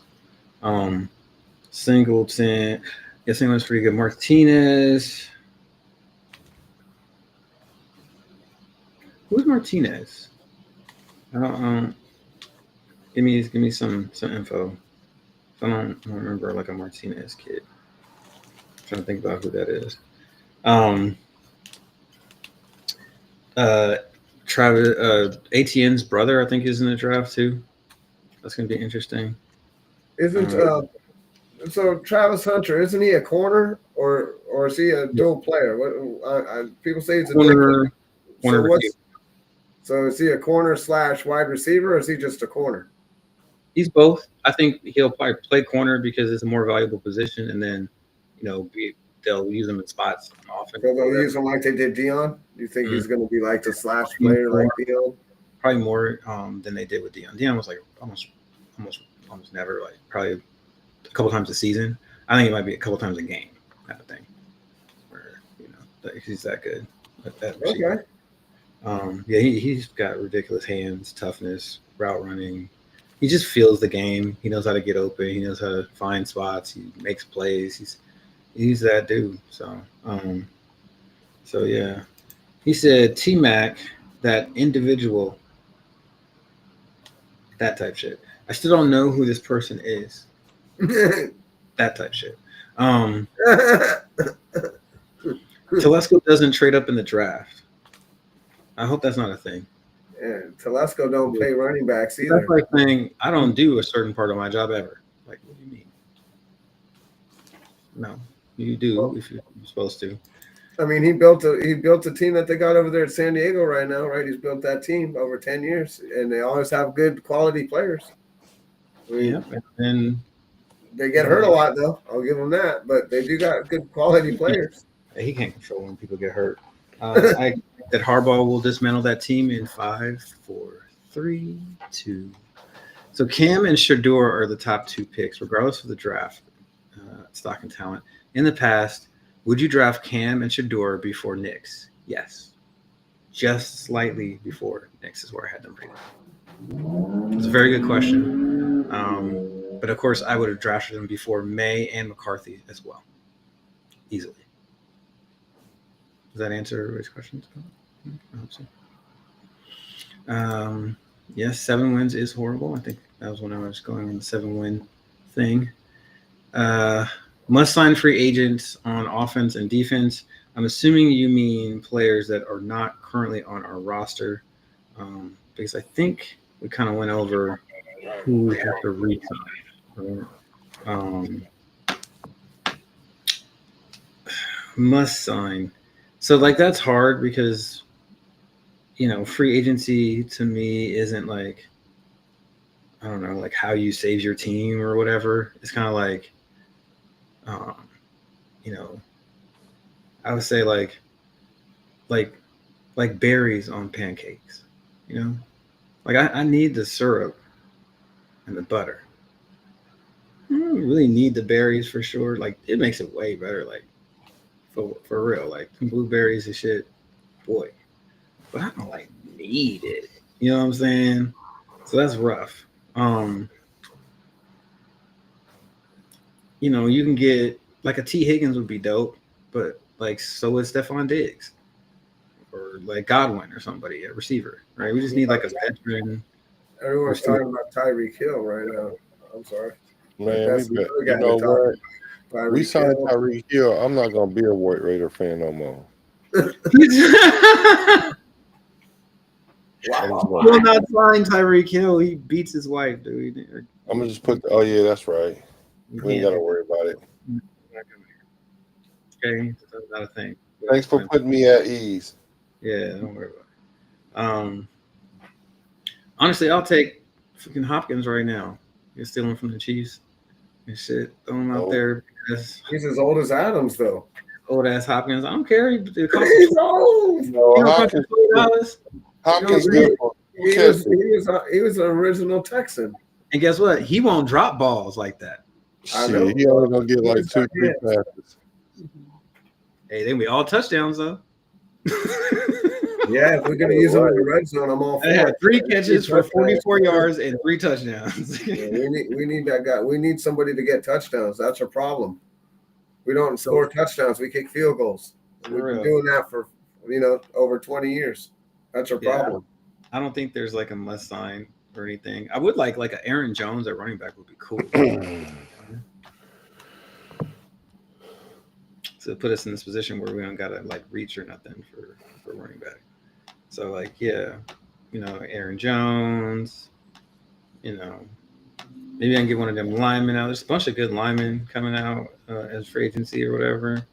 Well, so we could build through free agency and draft other ways. Then, if we can get linemen and free agency, I wouldn't mind doing that.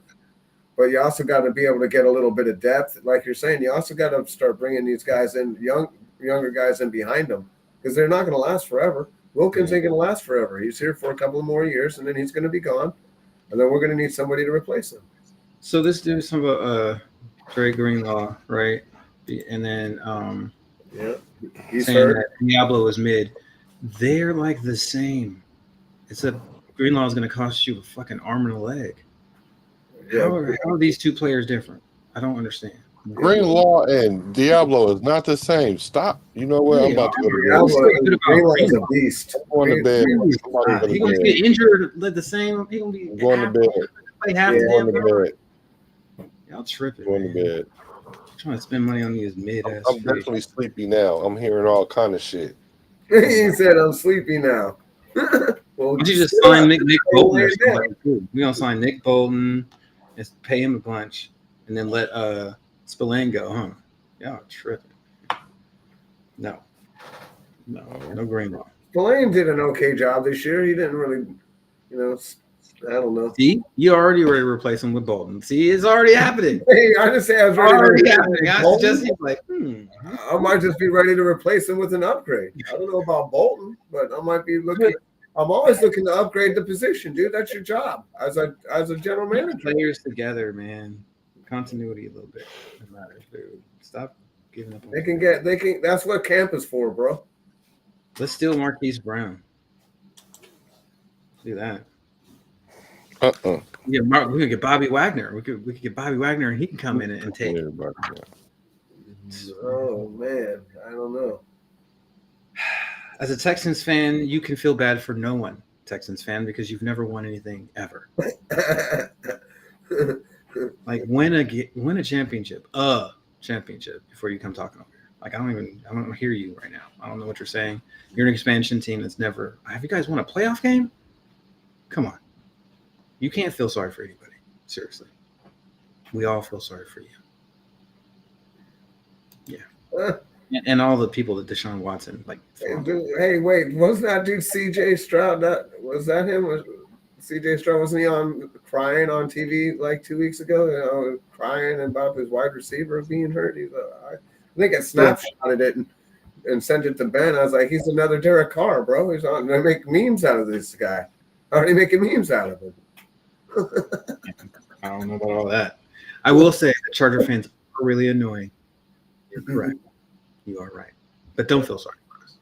The Chargers fans are just like bottom feeders, just like the Texans fans are. They ain't one done. Okay. Nobody cares what the Chargers fans say. There's only 12 of them. We don't care. We really don't care. Seriously. Tommy Eichenberg, Amari, the Ferrari Gainer, and Bernie are depth. Yeah, they are. You're right. You're correct. There's a little depth there. It's okay. Yeah, I like Ferrari. He was beasting.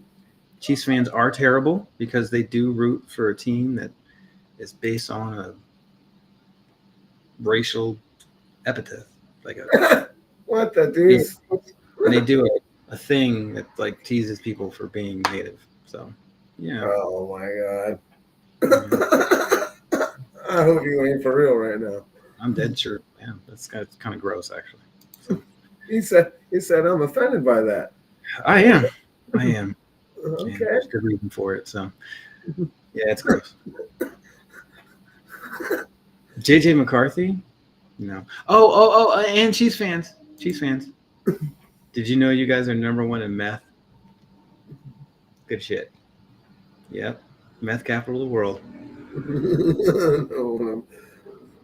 They're number 1 at killing people at their winning parades too. The Super Bowl parades. That's right. You know why that happened? Meth. That's not even a joke. I'm serious. It's meth. What are we talking about right now? If you sign the line, you do the time. Okay. Let's tell that to the ownership. We'll get through all this. NFL contracts need to be heavy towards performance, much less guaranteed. Cool. Does that mean that they get to play the whole contract out? No. I love how you guys are pro owners and shit. What made you want to be on the rich person's side? Contract, Hot Beavers. Come on. Yeah, the owner signed the contract too. Only one side has to like if your job, if you don't produce, you don't get paid, they fire you, right? They're not going to give you a raise. These guys want a raise. He got 7.5 sacks, and he's like, I want to producing.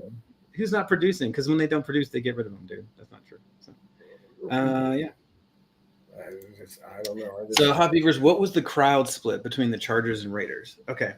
So, I will say that it was like 94% Raiders, and it was like 3% miscellaneous teams were not the Chargers, and 1% Chargers fans. Miscellaneous teams. Hey, Derek Carr just called me. I gotta go for a late dinner. Okay, you know what? I'm gonna talk to him and see if he'll come back.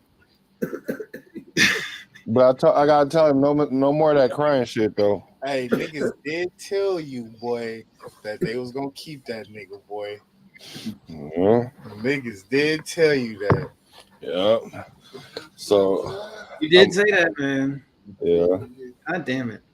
But why'd you say that? It's your fault. No. I know it is.